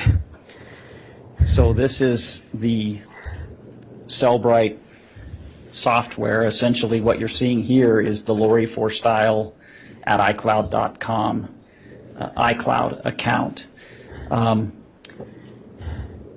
You can see Cellbrite up here, and then on the side where you see all of the different compartments, different types of data that exists in the iCloud, with each of these types of data, cookies for instance, they will show the number of records that exist in the iCloud. So you have device locations, journeys, locations, emails, MMS messages, notes, and it goes on. SMS messages, I spent a substantial amount of time here, and you get an idea of the volume, over 13,000 text messages, voicemails, images, so on and so forth. So this is what it looks like when you first, this is essentially the opening page of the Lori for Style at iCloud.com, and then Lollytime would be a mirror of this. It's just simply a different account. Can we show them the Lollytime page, please? Okay. And that's pulling from the state's exhibit, correct? Yes. Okay. So this is the, you can see it says Lollytime at iCloud.com, and it has the same compartments as the other iCloud. You'll see that the number of records in Lollytime is substantially less than Lori for Style, and that's because Lollytime was created in April of 2019 and then goes through November of 2019. So this particular account is much smaller. Okay. So Lori for Styles was much longer because it wasn't used for a longer time. Lori for Style, the earliest record in Lori for Style is December of 2000, so close to 19 years. Okay. And then Lollytime, I apologize, it started in what month? April of 2019. And it ceased to be used according to what you could find? Correct. Both accounts ceased to be used in November of 2000, towards the end of November of 2019. Okay. Now, in analyzing the records in states 29, C, and D, what process did you follow? A very methodical one. I would go into each of these compartments, which also exist where it says device content. It'll say phone data, and then it will have all of these records. So Bluetooth devices, call logs, contacts, and as you scroll down, you'll see all of the different compartments.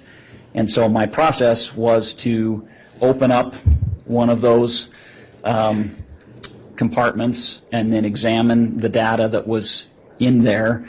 If there was something that was pertinent or relevant, then I would make a document of that. In Lori Vallow's iCloud accounts, approximately how many records of data were there? I don't have an exact count, and that gets to be a little bit difficult. For instance, there's a section for chats. Well, one chat may contain 3,000 messages within that chat, but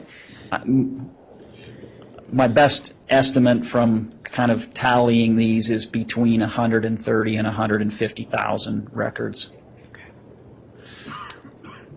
And if we could just turn to, just so that jury can see one of those, let's look at Lori for Style, the SMS section, if we could. Can we please identify which exhibit we're looking at? Yes, absolutely. Is this the Lori for Style, States Exhibit 29, I think it's D? Thank you. And Turning to Lori for Style, in the SMS section, let's look at line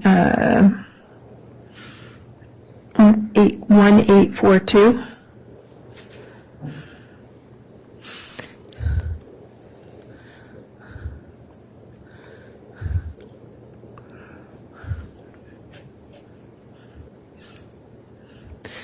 So Agent, while Mr. Wood helps locate that and display that, is that the process you had to go through for looking, the process he's going through, is that the process you had to go through to look at every one of these texts? Yes, so in Lori for Style, I applied a date filter starting October 26th of 2018. When I applied that filter, there were approximately 4,500 text messages, and I started at that date and then read every single text message down to the last. Okay. And that's just the text messages? Yes, and so I followed that same process for all of the various compartments that you can see that are displayed on this screen. So I want to make a clarification here. I think you may be looking at 29C, not D. oh, I'm sorry, I apologize if I misspoke, Your Honor. Okay, thank you, Counsel. Yeah.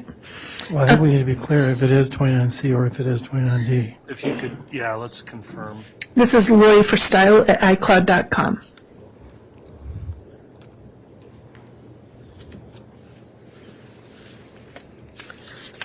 (29C). Okay, Is that what the court shows? yes. Okay, good. And so turning to line 1842, is that what's displayed up there, Agent? Yes. Could you show us sort of how you would figure out what that record was and what it revealed? Certainly. So you can see a timestamp, so it would show the date that this message was sent on March 20th of 2019. Under the parties, it would show the owner, that's Lori Vallow, and it was sent to her brother Alex Cox. And then under the body, it contains the text message that was sent. In this case, it says, "I'm finding out some great stuff about you. I'm going to do some sealings. Can't wait to share all the things I learned about you. Wow, you're going to like it. It explains a lot." And so when you looked at those texts, were you also aware of what was happening around in that case to determine whether a text is relevant? Absolutely. As I was a participant in this case in its totality from essentially day two, and so having that knowledge as the investigation progressed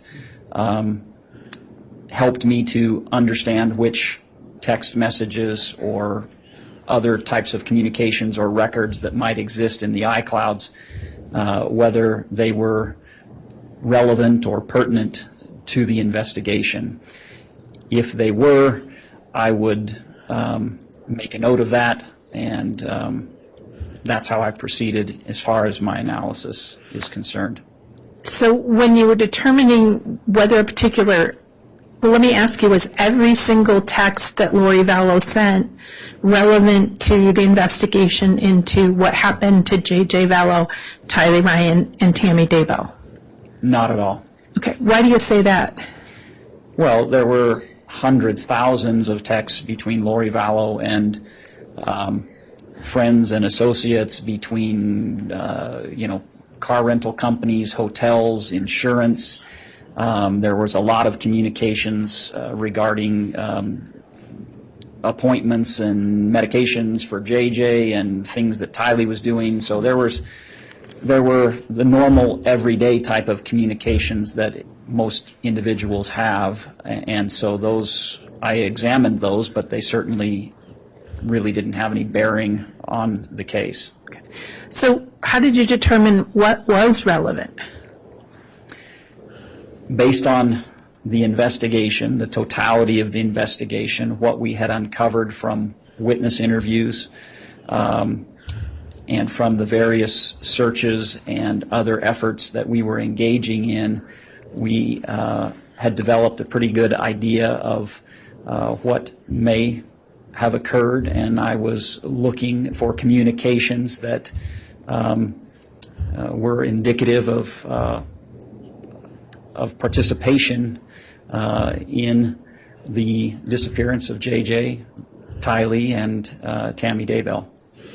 And when you started looking at the records on the iCloud account, was it still actively a search for JJ and Tylee? When I began, yes, it was. But I have looked at this over the course of several weeks and months, and certainly reviewed it as the case has gone on. So the initial review started prior to the children being found, and that review continued. Even after they were recovered but not alive? Correct. And any idea how many hours it has taken you to go through all of these records? Well over 200 hours. Okay. And so in those excess of 200 hours, did you also, as you were reviewing it, sort of find investigative leads or concepts that merited following up? Yes. What were some of those investigative leads or concepts that merited following up? First and foremost, it was the relationship between Lori Vallow and Chad Daybell. Why is that? Why is that relevant? Well, it was apparent that they were very quickly after meeting involved in an illicit affair with one another, and that they shared plans to be married and have a life together. Were there any other investigative leads or concepts that needed follow-up? Yes, as part of the plans between Chad Daybell and Lori Vallow, they had obstacles that were in the way of them achieving. Your Honor, I want to object that this is argumentative.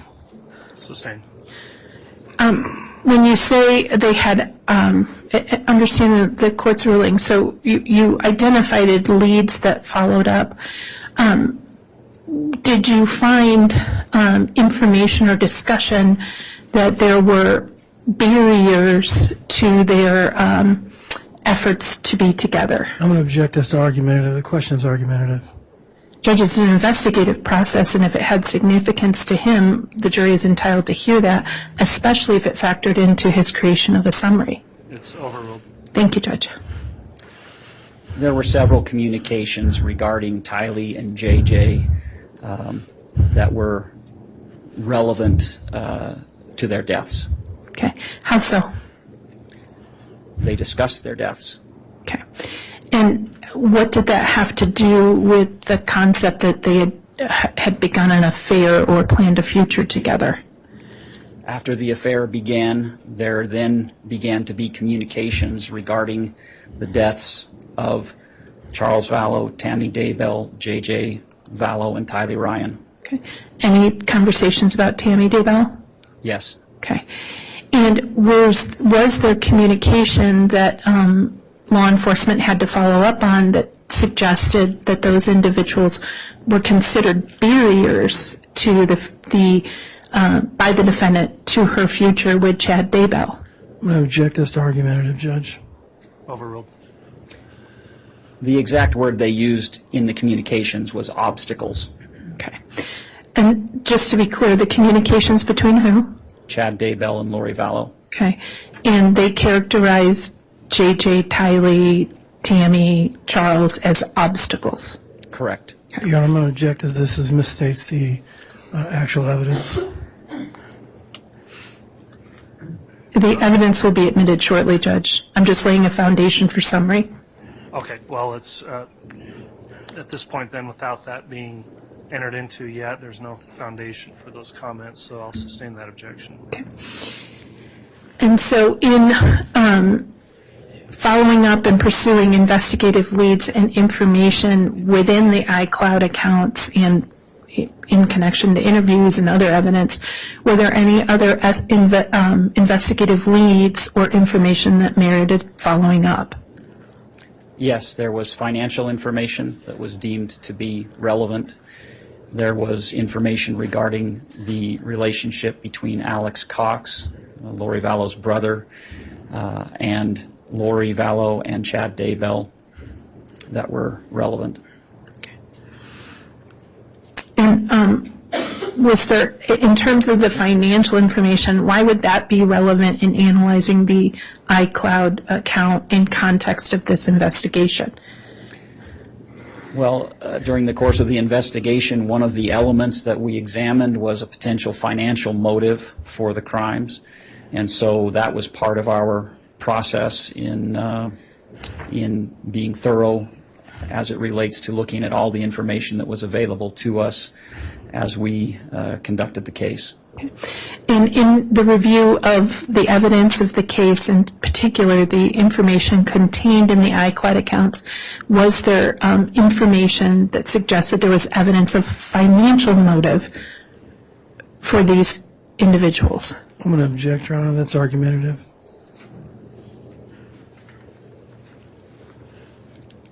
Overruled. Yes. What evidence did you find that merited following up as an investigative tool or investigative avenue? In the iCloud specifically, there was communications and direct references to a large life insurance policy possessed by Charles Vallow, as well as Social Security payments that were attributable to JJ Vallow and Tylee Ryan. You also indicated that there was some investigative information sort of stemming or contributed to from Lori Vallow's iCloud account about a relationship between Alexander Cox, Chad Daybell, and Lori Vallow. Did I hear that correctly? Yes. Okay. What information or evidence did you hear that led to investigative pursuits? There were a number of communications between Alex Cox and Lori Vallow that were deemed to be pertinent to the investigation, and it was clear that there was a relationship between Alex Cox and Chad Daybell as well.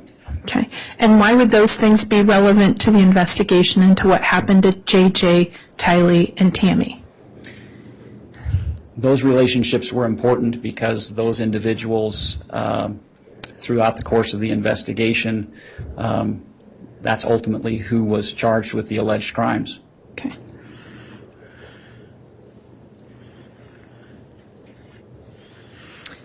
Now, in using what is up on the screen, the iCloud account for Lori Vallow, for both Lori for Style and Raleigh Time, you had to go through sort of each one of these screens that we saw for about approximately 200 hours. Is that correct? Yes. Okay. So did you prepare a summary exhibit for use in explaining the findings and representing certain text to the jury? I did. Okay. Otherwise, we have to go line by line through the iCloud. That's correct. All right. And so in preparing that, did you pick texts that were representative of investigative concepts or communications by the defendant?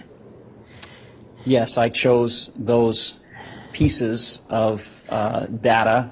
So there are text messages, there are multimedia messages, there are videos, there are emails, there are notes, and those things that I deemed to be pertinent, to be directly relevant to this case. I would, in terms of preparing my summary, I would cut and paste directly from the iCloud and put it into a PowerPoint presentation. So that was my method, was to cut and paste exactly what is displayed in the iCloud account into the summary exhibit. Okay. Can you just use the pointer again and show us what you would cut and paste, just so that we're clear that you literally took from the iCloud and put it into your summary exhibit? Certainly. So, again, there's a timestamp which shows a date and time, the parties, and then the communication. So I would note the date and the time, the parties, and then I would cut and paste. I didn't cut the specific phone numbers, I just noted the parties, but I would cut and paste in its entirety each message or piece of data. Okay. So you didn't hand type it, you No. cut and paste from the original into your summary? Correct. Okay. And that summary was prepared in anticipation of explaining your investigative findings to the jury? As an aid, yes. Okay. And that summary was an effort to sort of show the representative ideas and evidence found in the iCloud? Correct. Okay. You're going to ask that the witness be handed States Exhibit 183 and 183A.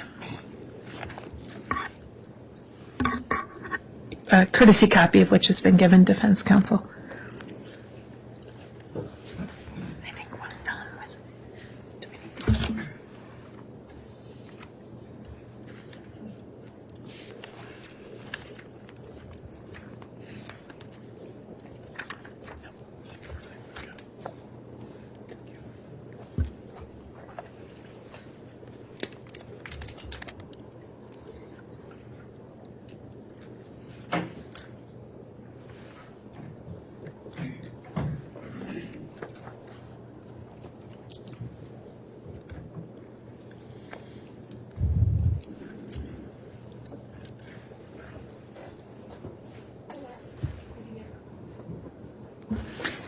Agent, did you get a chance to look at States 183 and 183A? Yes. What are they? This is 183A is a hard copy of the PowerPoint presentation that I prepared for a summary exhibit. 183 is an electronic copy of that with my initials on the thumb drive. Okay. So you prepared that thumb drive? Yes. Okay. And 183A is a physical hard copy for use in court or by the jury? Correct. Okay. I move for the admission of States Exhibit 183 and 183A. Any objection? Yes, Your Honor, we stated on the record prior to, or outside the presence of the jury, what that objection was, and we would just stand by that objection. All right. The court heard argument on an objection earlier this morning outside the presence of the jury. I made a ruling with no new substance to the objection. The court will stand by its prior ruling and allow for the exhibits 183 and 183A to be admitted. Thank you, Your Honor.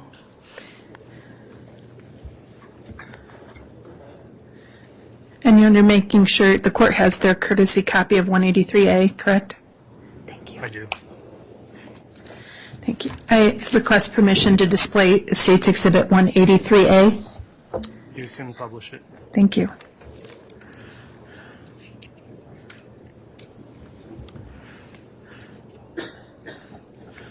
And actually, I think what you're publishing is 183, not A. I apologize. Yes. Thanks, Judge. You're welcome.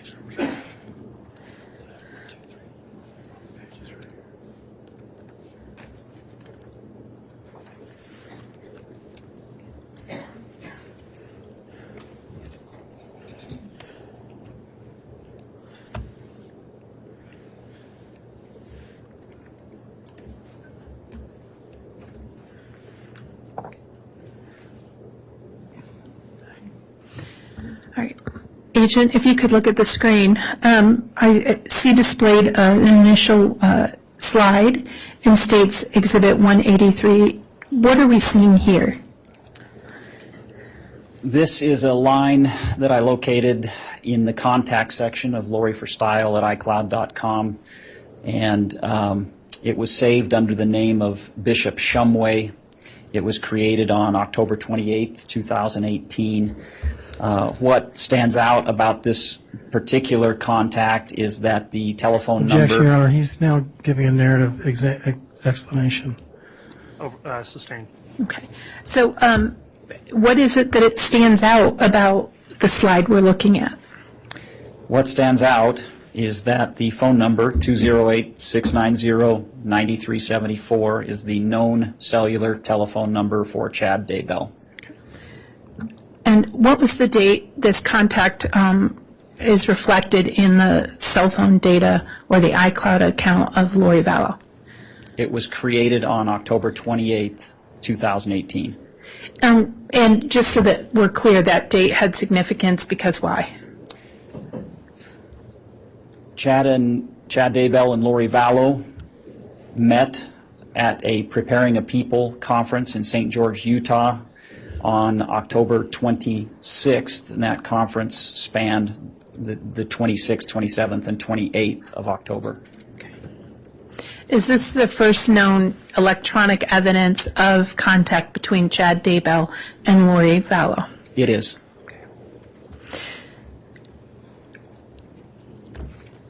So turning to the next, which is labeled the SMS section, Lori for Style at iCloud.com, what are we seeing here? This is a text string between Lori Vallow and Audrey Baratario that took place on January 23rd of 2019. Okay. If you could read to us into the record what that text string was. Yes. Line 2585.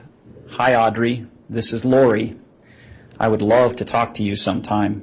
Text me or call me. I'm excited to be able to talk to you about what we both know. Line 2584. Oh, hi, Lori. Guess you talked to Chad. Ha ha. Line 2580. Did he tell you I have a crazy work schedule? I might be able to talk tonight. I'll have to play it by ear, but it wouldn't until ABT 9:30 p.m. or after. The same for tomorrow. Line 2578, Lori Vallow to Audrey Baratario. He did. That's okay. Just let me know when you are available. No pressure. I just think it's fun to talk to someone who knows what's really going on. Line 2576, reply from Audrey Baratario to Lori Vallow. So what times usually work for you? I usually talk to him on my lunch breaks in Mondays or Tuesdays. Sunday afternoons, I can talk. Agent, my question is, this communication by the defendant with Audrey Baratario, what, if any, significance did it have to you? The significance that it had to me is the reference to what Lori Vallow and Audrey Baratario both knew. Why is that significant? It's significant because Chad Daybell had disclosed to Audrey Baratario his plans to marry Lori Vallow. Okay. And did it also indicate anything about an establishment of a friendship or a relationship between Audrey and Lori? Yes, Chad had told Audrey Baratario that his wife, Tammy Daybell, was going to die and that he and Lori were to be married, but he wanted Audrey to act as a buffer between he and Lori during the ensuing time period until Tammy Daybell died. And does it indicate that Audrey Baratario was willing to engage in that friendship with Lori? Based on the text string, yes.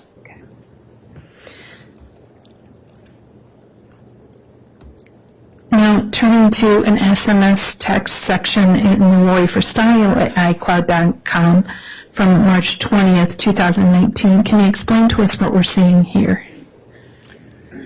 These are some texts that took place on March 20th of 2019 between Lori Vallow and Alex Cox.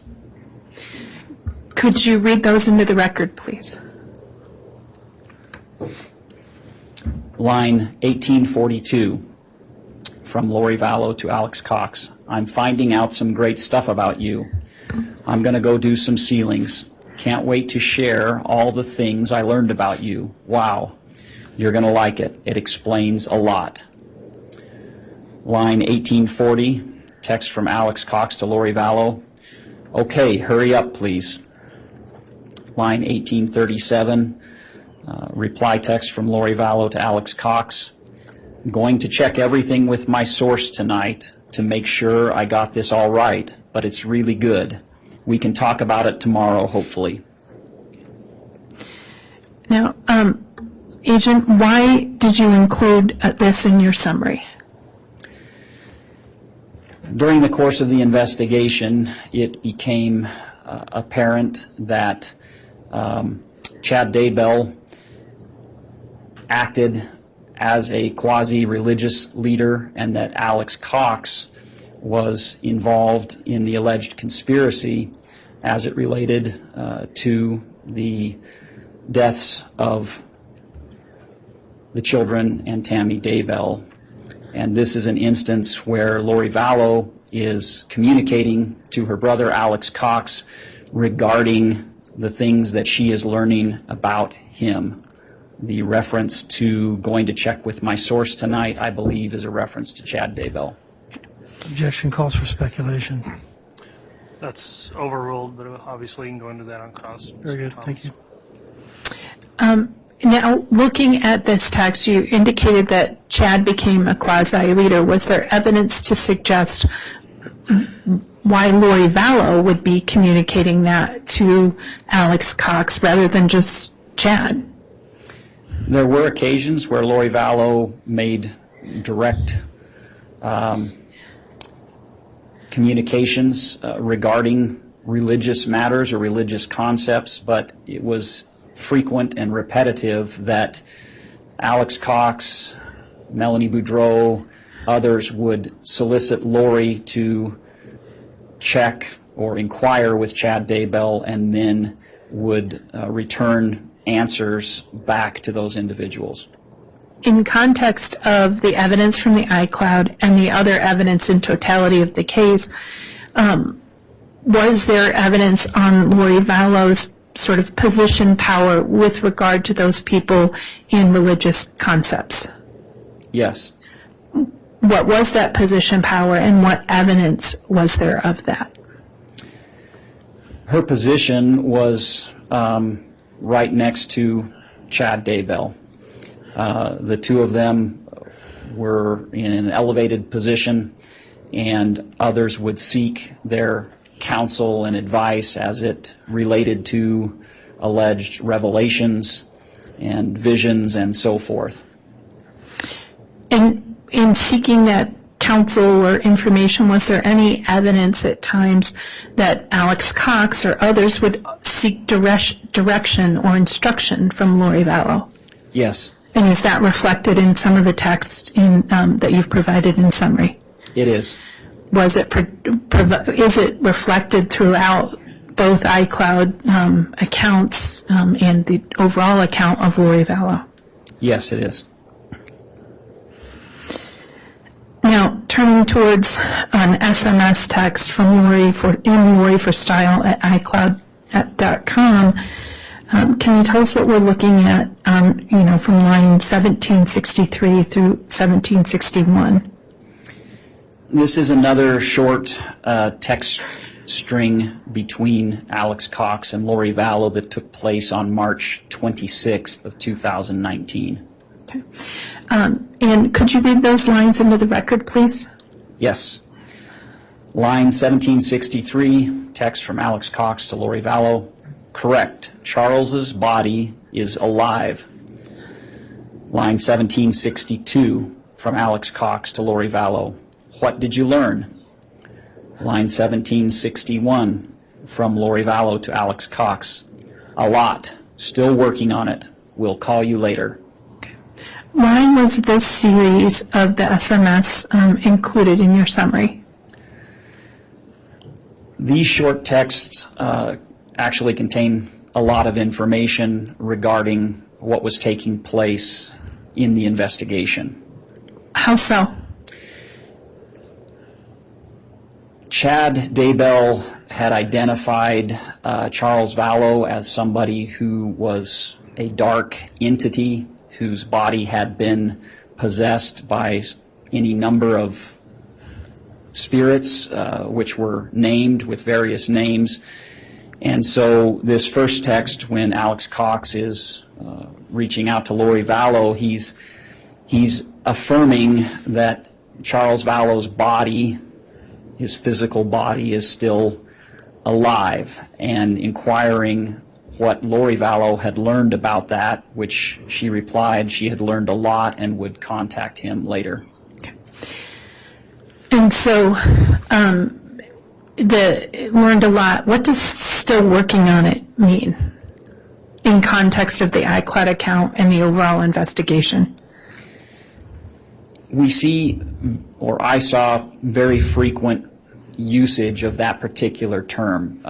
We are working on things, and that is a direct reference to this belief that they were in a battle against zombies and dark entities, and so when they would talk about working on something, they were making a reference to their efforts I'm going to object. related to that.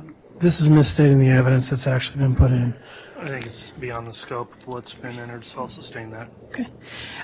When you say they said working on it, was it often Lori Vallow herself saying working on it?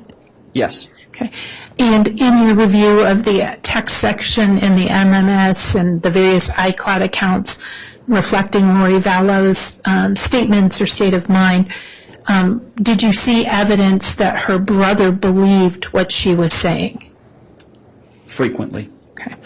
Did you see evidence reflected that would show that Alex Cox was seeking input or direction from his sister with regard to the various potential bad spirits or people's physical body? Yes.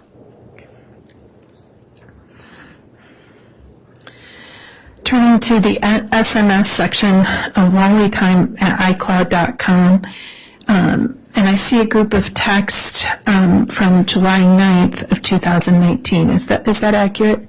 Yes. Okay. And I noticed that each of these slides have appeared chronological, and forgive me if I didn't ask, in preparing your summary, how did you put the various text into your summary? I did that chronologically. So in the summary, you'll see we may move back and forth between Lori for Style at iCloud.com and LollyTime at iCloud.com. For the most part, it's Lori for Style in the beginning and the ending of this summary exhibit, and most of the middle of it is taken from LollyTime at iCloud.com. But I placed all of the data chronologically. Why? I think that paints the most accurate picture of what was taking place as it relates to the communications. If you separate them out into various sections, then it becomes very fragmented. And I believe that chronologically, these events took place chronologically, so it made sense to arrange the exhibit chronologically. Okay. And so we're seeing a text communication July 9th, 2019, between Lori Vallow and Melanie Boudreau. Is that correct? Yes. Could you read those into the record, please? Yes. Line 3135 from Lori Vallow to Melanie Boudreau. They have an elaborate plan. I'll call you soon. Line 3134 from Melanie Boudreau to Lori Vallow. I could take all the babies with and drive and take our stuff. Line 3133 from Lori Vallow to Melanie Boudreau. You can't go at all. We both need to stay here to defend ourselves. Line 3132 from Lori Vallow to Melanie Boudreau. It's coming to a head. This week will change everything. Okay. Why did you include that particular series of text from Lori Vallow in your summary? Your Honor, the only way you can answer that is through hearsay evidence.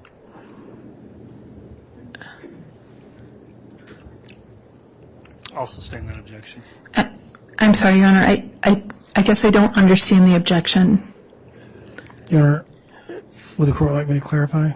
May we approach sidebar? Because I really don't understand. Well, I'd like to have the question reread, please. Okay.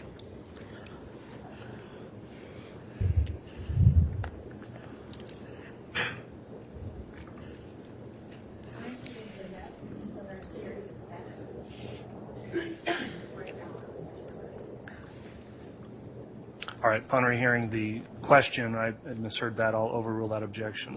Thank you. Apologies. Thank you. Did you hear the question? Do I have it repeated? I'm sorry.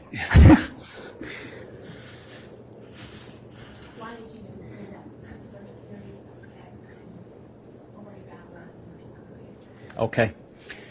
The timeline in this case is important. So this text string took place in the evening of July 9th, 2019, which is approximately 36 hours before Charles Vallow was killed. These texts are a reference to events surrounding that. Okay.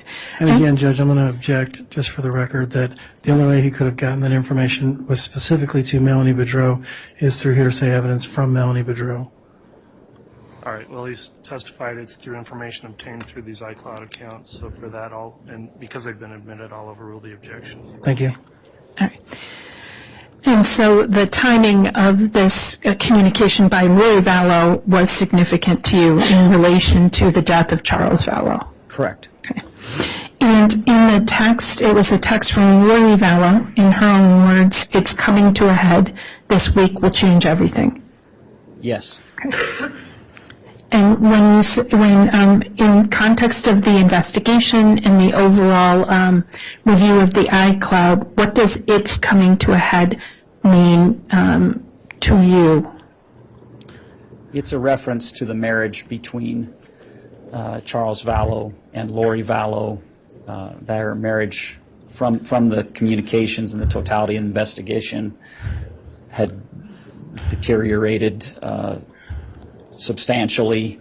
And I'll object to speculation that she's calling for him to speculate as to what these texts mean, I'll sustain that. and ask to strike that from the record. All right, the final part of that answer will be stricken from the record based on the objection. The jury's instructed not to please consider that particular response. So in your review of the evidence, in your review of the iCloud, did you learn from the defendant's own words that her marriage to Charles Vallow was deteriorated? Yes. Okay. In fact, I believe you earlier talked about that she characterized Charles Vallow as an obstacle. Is that correct? Objection, that's argumentative, Judge. Overruled. It was actually Chad Daybell who used the phrase obstacles relating in connection with these individuals. Okay. And so it's coming to a head, that statement from the defendant. Was there evidence within the iCloud that you reviewed, the defendant's own words, that reflected whether or not she wanted Charles Vallow out of her life as her husband? Yes. Okay. Let's turn to some additional text from Lori time on July 9th, 2019, reflected in the next slide. Could you please look at lines 3120 and 3072? Do you see those? I do. Could you read those into the record, please? Yes. Line 3120 from Lori Vallow to Alex Cox. Getting sleepy, so I'm going to need you to stay close to me the next couple days. Mel, too. She can't go to Utah. They are planking some kind of intervention, but want Mel out of the way, so I'm left alone. I need to come get the stuff at your house tomorrow and secure it. Lots to do. Thank you for standing by me. It's all coming to a head this week. I will be like Nephi, I am told, and so will you. Line 3072, text from Lori Vallow to Melanie Boudreau. Al is here. Charles says he will come over in the morning. Why did you include these particular texts from Lori Vallow to Alex Cox and Melanie Boudreau in your summary? Your Honor, I'll object that this takes things out of context. He specifically stated that he is going in line by line, and it looks like there's almost 100 lines between these two texts. I'll overrule the objection, and I think it's appropriate for cross-examination. And Mr. Thomas. Very good, thank you. I'm sorry, the question was, why did you include these particular text communications from Lori Vallow to Alex Cox and Melanie Boudreau in your summary? During the course of the investigation, we found out that Adam Cox, another brother of Lori Vallow, had flown in conjunction with Charles Vallow to try to approach Lori regarding the things that were taking place. And so that's why I included these communications. Okay. And turning to line 3120, I will be like Nephi, I am told, and so will you. In your review of the evidence and your research on the items of relevance in the iCloud account, what is Nephi? Nephi is the name of an ancient prophet whose life is documented or chronicled in a book of scripture called the Book of Mormon. And so he is one of that book of scripture spans from 600 BC to roughly 400 AD, and Nephi is one of the first prophets that is documented in that particular book. Okay. And the phrase, I will be like Nephi, other than an ancient prophet, was there significance to the investigation that merited review in the use of the word Nephi as applied to Lori Vallow and Alex Cox? Objection calls for speculation. He's already indicated that Nephi is found throughout the Book of Mormon, which is hundreds of pages long. I'll sustain the objection. Thank you. In terms of Lori's use and her own words identifying herself as Nephi, what were the situations involving Nephi that were relevant to the investigations? Objection calls for speculation. I think there need to be some additional foundation. You're going to go into that term and what it means in the context of these communications. Okay. So in terms of foundation, are you aware of historical attributes or story significance to the prophet Nephi? I am. Okay. What were the historic accounts related to the prophet Nephi? Okay, objection vague. There are hundreds of stories about Nephi. That's overruled. Thank you. If the witness knows, the witness can answer. The primary one relates to an incident where Nephi was commanded by God to slay an individual named Laban. Your Honor, I'm going to object as this is speculative. Overruled.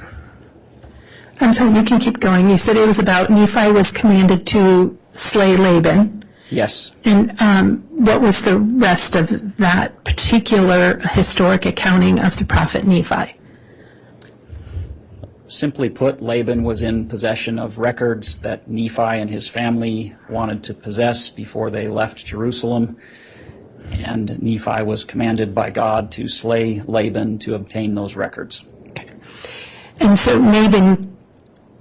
was Laban considered a good guy or a bad guy? Bad guy. Again, Your Honor, based on his response to the question, I believe it's irrelevant, and that it specifically doesn't have anything to do with the crime that's charged here, and it doesn't even correlate. Well, there's a reference to the term in the text, and I'll allow a little more on this, but it's getting outside the scope of, I think, what's relevant pretty quick here, Ms. Smith. The defendant herself likened herself to Nephi, correct? Yes. And the defendant likened Alex Cox to Nephi, correct? Yes. Okay. And if I understand correctly, Nephi was commanded to kill Laban. That's correct. I'm going to object as to vague. Nephi was commanded to do lots of things. Overruled. And so, and the date that the defendant likens herself to Nephi was July 9th, 2019? Yes. She also told Alex he was like Nephi, correct? Yes. Okay. And in the text communication from Lori Vallow to Melanie Boudreau,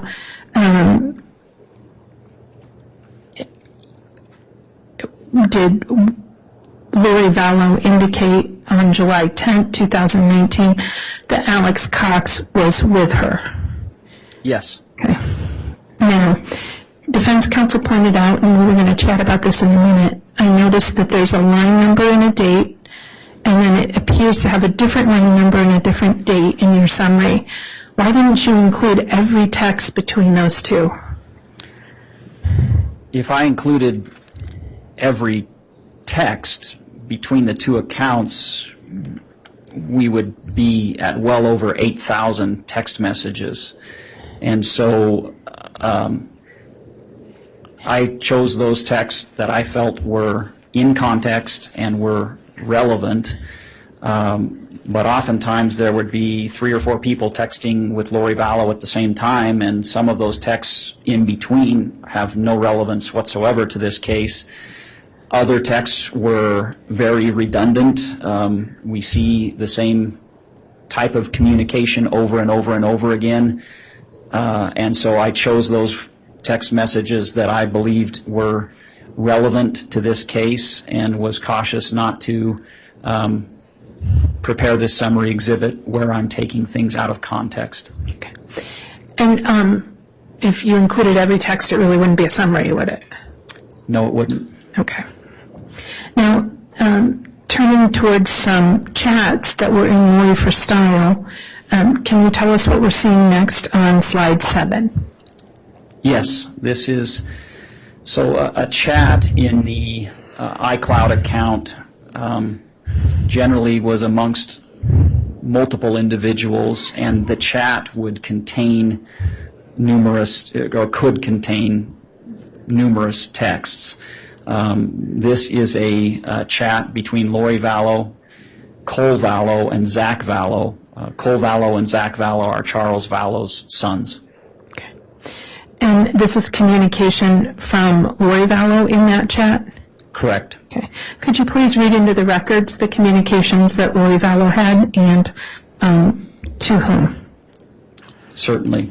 So, July 12th, 2019. Hi, boys. I have very sad news. Your dad passed away yesterday. I'm working on making arrangements, and I'll keep you informed with what's going on. I'm still not sure how to handle things. Just want you to know that I love you, and so did your dad. 3:41 p.m. on the same date. Lori, what happened? 3:43 p.m. We are still waiting for the ME report. I'll let you know more when I can. 5:54 p.m. Lori, what the fuck happened? You can't just tell us out Dad died and disappeared. You're not too busy to just let us know he died and disappear. Why did you include this particular series of chats in your summary? For timeline purposes, this series of communications took place the day following Charles Vallow's death, and it is indicative of the communication from Lori Vallow to Charles Vallow's sons regarding their father's death, but excludes the manner of death. Now, let's move ahead. In terms of within a few hours of that on July 13th, could you tell us what we're seeing in the SMS section of Lollytime at iCloud.com? Yes. This is a series of texts between Chad Daybell, Lori Vallow, and ultimately Melanie Boudreau. Subsequent to Charles Vallow's death, Brandon Boudreau Melanie Boudreau's husband brought an individual to the house to talk with Melanie, and this series of texts is in regards to that person. And Lori Vallow was a part of this text communication, correct? Yes, Okay. And it was a text communication between Lori and Chad and included Melanie Boudreau. correct. Okay. Could you please read those into the record? Yes. Line 3002 from Chad Daybell to Lori Vallow. I will check all bloomer and husband. Line 3001 from Lori Vallow to Chad Daybell. Good idea. Line 3000 from Chad Daybell to Lori Vallow. Allie Bloomer is 4.1 dark. Her cop husband is 3 dark. I suppose Brandon doesn't know yet about the discovered Charles's texts. Line 2996 from Lori Vallow to Melanie Boudreau. Allie Bloomer's husband, 3, and then a dark emoji. And so these texts, involving Chad, Lori, and then ultimately Melanie Boudreau were between 9:30 p.m. and around 10:05 p.m. on the 13th, correct? Yes. Okay. And why did you include these texts between that time in your summary? I included them because they demonstrate that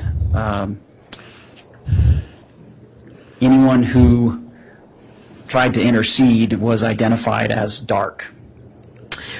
I don't understand No, I'm how, going to object. That's speculative, and we're now getting into the weeds. I'll sustain that, and wish to have the answer stricken, I presume. Thank you, Your Honor. All right, the previous answer will be stricken, not to be considered by the jurors. so did you have in context of the iCloud, did it reflect who Allie Bloomer was? Allie Bloomer was a friend of Melanie Boudreau. Okay.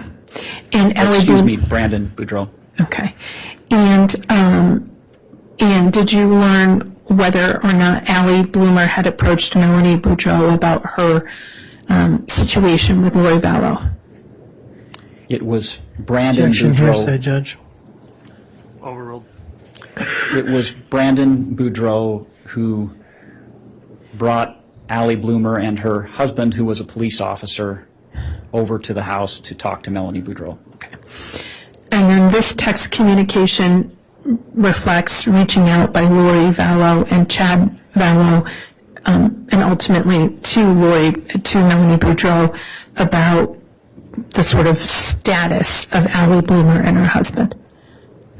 Correct. Those two individuals visited the Boudreau residence, and they were identified as dark. Now, sticking within this same time frame, within a day and a half of Charles Vallow's text, there were other text or SMS that you considered relevant? Yes. Can you tell us what we're seeing as reflected in line 2967 from July 13th? Yes, this is a text between Chad Daybell or a text from Chad Daybell to Lori Vallow regarding plans for the two of them to get together.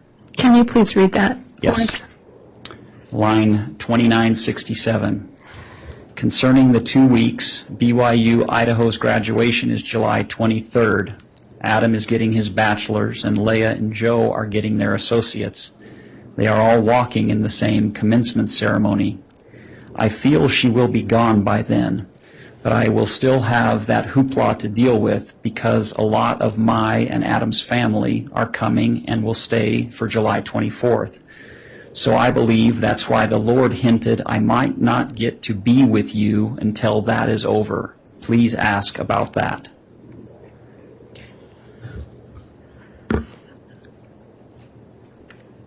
And were there additional text associated with that conversation? Yes. Are we seeing those on the next slide? There's a series, the next few slides, I believe. Okay. If you could, what's the next date and time of that text in this series of communication between Chad and Lori? July 14th of 2019. Could you read the text into the record, please? Yes, line 2962 from Chad Daybell to Lori Vallow. Good morning, my most beautiful Lily. Thanks for joining me in the shower this morning. Wow. Getting ready to leave for my meetings. Does noon your time look like a time we could talk? I love you so immensely that the whole universe knows it, and very soon the people on this little blue globe will know it too. Line 2961. Morning, sunshine. Sure. Call me if you get a chance. And that's from Lori Vallow to Chad Daybell. And let's move to the, I believe this is the rest of the series. It is the rest of the series, but then it gets into also another aspect of the iCloud accounts. Okay. If we could finish this series and then we'll go back and finish this aspect, is that okay? Okay. Okay. So the last in the series would be 2935 from Chad Daybell to Lori Vallow. I love you so much. You are my greatest desire and my best friend. Now on with the story. Okay. So turning back to what began with the series, why did you include this series of text communications from Chad and to Lori and vice versa? I included this due to the reference that Chad Daybell stated, I feel she will be gone by then. And then at the end, I believe that's why the Lord hinted I might not get to be with you until that is over. What relevance did it have in terms of your review of the iCloud and the evidence overall? The reference to Tammy Daybell being gone and the ability for Chad Daybell and Lori Vallow to be together at a future point. I'm going to object to speculation and ask that it be stricken. I'll sustain that. So following up on that, had you seen previous texts and communications or heard from witnesses that Chad Daybell had told people Tammy Daybell was going to die? From witnesses that were interviewed, yes, we heard repeatedly that Chad Daybell had told numerous persons that Tammy Daybell was... Objection, that's hearsay, Judge. That's a, go ahead, Ms. Smith. Thank you. Go ahead. No, I'm sorry. If you want to argue in response to the... Oh, thank you. Your Honor, this is part of the relevance of a summary of an agent. It has to be viewed in context of the evidence overall. We aren't authoring the statement that Tammy was going to die for the truth that the person said it. What we're doing is to put this text and this communication in conversation, in context, put this communication in context of what the co-conspirators are discussing. And so while defense counsel's argument is that it's speculation, in context of his knowledge, his experience, his analysis, his looking at all of the iClouds, it's not speculation. Well, it was hearsay was the specific objection lodged. Well, and, Your Honor, it's a statement of a co-conspirator Okay. in furtherance of conspiracy. Well, go ahead, Mr. Go ahead. Thomas. I guess I'm just saying, I'm saying what he's saying is that the information that he got from other people that Tammy was going to die is hearsay. That was his response. No, that wasn't his response, Your All Honor. right, counsel, I'm going to sustain the objection. You can ask another question, Ms. Smith.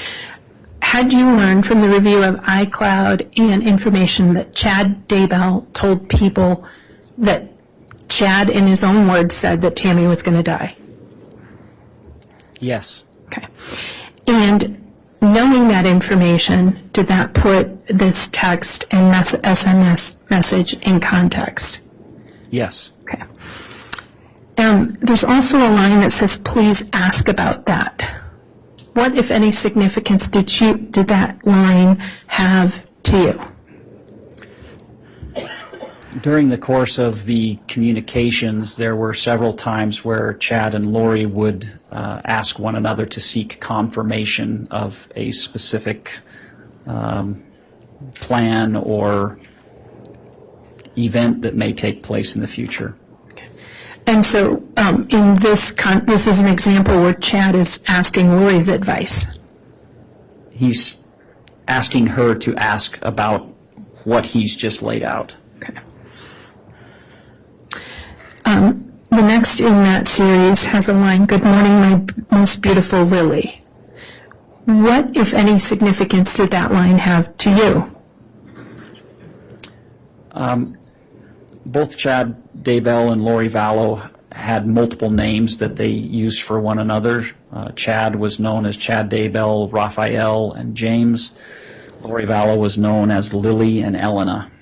So they would call each other these names in between various texts. Yes, for the most part, Lily was used very frequently by Chad Daybell in reference to Lori Vallow. Okay. And is this discussion of "thanks for joining me in the shower this morning" evidence that Lori was physically with Chad? No. Objection, that's calling for speculation. Sustained. Do you know or have information on July 14th, 2019 at 7:42 in the morning whether Lori Vallow was physically with Chad Daybell? She was not. She was in Arizona. Okay. And looking at this text, is it uncommon between the two that they would imply they had been with each other when physically that was impossible? That's correct. Is there any other reason of significance to you why you included this particular part of the text string? The reference by Chad Daybell that soon the people on this little blue globe will know how much he loved Lori Vallow. Okay. Why was that significant? It's directly relevant to their relationship with one another and their plans together in the future. Your Honor, he's making I'm going to object. I think he's making a conclusion that's best made by the jury itself, not by a witness. All right, well, the objection's not timely, so overruled. Thank you. All right. Now, turning to sort of the end of this line of text communication, you indicated, "I love you so much. You are my greatest desire and best friend. Now on with the story." What did that mean? In the iCloud, in the SMS section as well as the email section, there is a story authored by Chad Daybell entitled "The James and Elena Story." It is partly accurately historical as to real events, and it is partly fantasy. And so this is a segment that Chad Daybell sent to Lori Vallow on July 14th of 2019 that contains a part of this James and Elena story. And you, in your summary, didn't include the whole story of James and Elena. No, I did not. Why did you pick portions? I picked those portions that I felt were illustrative of how Chad Daybell and Lori Vallow met and some of the significant events that occurred early on in their relationship that were journaled or chronicled by Chad Daybell. Okay. And so these portions had relevance in terms of timing on when he sent them? Not so much on timing of when he sent them versus the contents. Okay. And but these were sent. This one, that I believe we're seeing one of those texts on line 2933 from Chad Daybell to Lori Vallow on July 14th, 2019. Correct. Less than 3 days after her husband died. Correct. Okay. Could you please read that into the record? Yes. Line 2933, text from Chad Daybell to Lori Vallow. They would both attend the same event in mid-November, and it seemed like that day would never arrive. Each day they opened their hearts to each other a little more. James knew he could trust her with the mysteries of the universe that had been revealed to him. He knew they had been married before, and they had been close friends with the Savior when he lived in Jerusalem. James had served in an important position in the Lord's church, and Elena had been his beloved spouse and best friend. That relationship was now meant to continue in this lifetime. And did that text exchange between Lori and Chad continue? Yes, And that was at July 14th at 3:05. The next one. correct. Okay. Could you please read that one into the record? Yes, line 2930. Text from Chad Daybell to Lori Vallow. As James and Elena talked on the phone, he tried to delicately describe their connection to each other, and he was delighted that she believed him. He also shared that they had been married at other times on a previous world, and she accepted that information as well. James was overjoyed to have these memories restored to him because he truly loved her with all of his heart. He knew they were meant to be married again and complete important missions together before the second coming.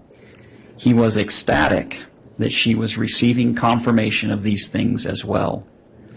As they talked on the phone, the spiritual connection was so intense that it also produced physical desires, and it was as if their spirits were making love despite the great distance between them. James knew his spirit was visiting her during those occasions.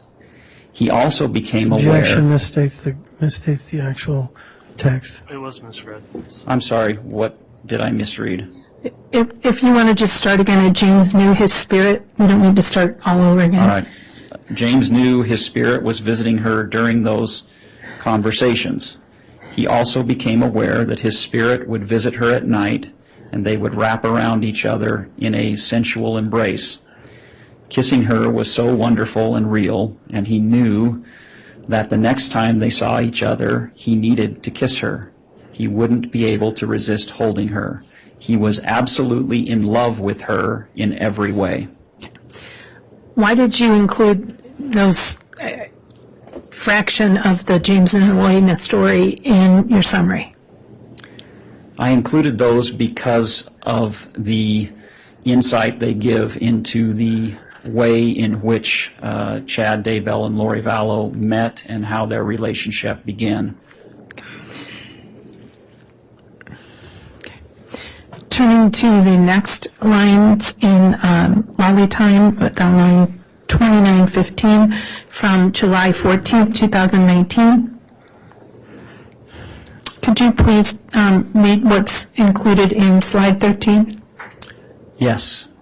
Line 2915, text from Chad Daybell to Lori Vallow. Hanging in there, but really missing you too. Please find out the name of Mel's campout in Utah. I have no intention of going, but I feel it is our avenue to get together, whether she is still here or not. Line 2914, from Lori Vallow to Chad Daybell. Zion's family camp. Mel speaks Wednesday night and Dave speaks Thursday night.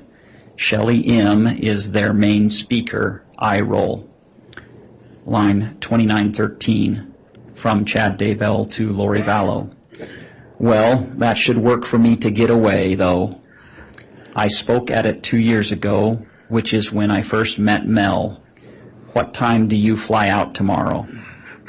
Line 2913, from Chad Daybell to Lori Vallow. My trip to speak at the camp, July 24th through 26th, has been approved and is now on the calendar. Why did you include that series of text between Chad Daybell and Lori Vallow in your summary? During the course of the investigation, we discovered travel that Chad Daybell undertook July 24th through the 26th, where he flew to Arizona to visit Lori Vallow. This is the story that he came up with to justify his travel. Did their texting continue on that 14th? It did. Can you please identify in reading the record what is contained on slide 14? Line 2889 from Chad Daybell to Lori Vallow. I need so badly to just gently kiss you for hours. Line 2888 from Chad Daybell to Lori Vallow. It would likely lead to other activities. Line 2887 from Lori Vallow to Chad Daybell. Likely or luckily. Line 2886 from Chad Daybell to Lori Vallow. It would luckily lead to nakedness. So this text exchange between Chad Daybell and Lori Vallow occurred on July 14th around 8:30 at night. Correct. Okay, and that's of 2019. Yes. Okay. Just about 3 days after Charles Vallow was killed. Correct. Can you please identify and reading of the record what's in the chat section of Lori for Style on line 2127? Yes, this is a continuation of the chat between Lori Vallow, Cole Vallow, and Zach Vallow on July 15th, 2019. Okay, Lori, it's been 3 days. You let us know our father passed away over a text message. 3 days and we haven't heard from anyone. The only information we have is that one text from you saying he passed away. You disappeared after that. We need any information you have. What happened? When did it happen? How did it happen? Where is he now? Are there any funeral plans? And can Zach and I be part of it? We talk to him all the time and now he's gone. He was our dad and we loved him very much. We deserve answers. Also, why have you been the only one to contact us? We haven't heard from Colby or Tylee. I know they are affected too. I called Colby recently too, but he didn't answer. Is JJ safe and what does he know? I need to be kept in the loop about this all. This isn't a nonchalant topic you can just throw a text at and be done with it. Why did you include this particular chat from Lori for Style in your summary? Mainly just to show the communication between her and Charles Vallow's children and the fact that she did not communicate what had taken place. And so she had communicated on July 12th with them about their father dying. Correct. Did you find evidence that she gave them any information in the text that you saw from July 12th to July 14th about what happened to their father? No. But the text that we saw between her and Melanie Boudreau and her and Chad had occurred in that intervening period. Correct. In that intervening period, did you see any evidence in her text communication with the people of sorrow or regret or remorse over Charles Vallow's death? Objection, it's not relevant. Sorrow, remorse, Speculative. sorrow, remorse, and regret are consciousness of guilt and are highly relevant to a defendant's state of mind. It's moved to strike, and it's also speculative. Yeah, okay, first, no speaking objections or responses, please. So the objection is overruled. In the text messaging and the account that you saw of Lori Vallow from the time she notified Charles Vallow's sons on July 12th of his death to the time that Charles Vallow's sons reached out on July 15th, did you find any evidence or evidence of remorse, regret, or sorrow in the defendant's communications with anyone? Your Honor, I'm going to object. I believe that's the jury's province to decide that. Overruled. None.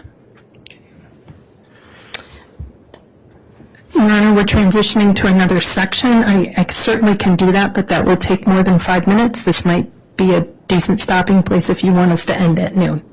Okay, why don't we go ahead and do that, since it appears it'll be more time for this witness starting back Monday. So we will adjourn for the day. Before we do that, noting we're going into the weekend, let me just again address our jurors here. We continue to appreciate the long service you've provided in this case. It's important for you to follow the instruction upon the commencement of the day and through the weekend till we return Monday. Please do not discuss the case amongst yourselves or with anyone else during the time between now and when you return. Please do not follow the case at all. If you see it in the media, don't do anything to look up the case.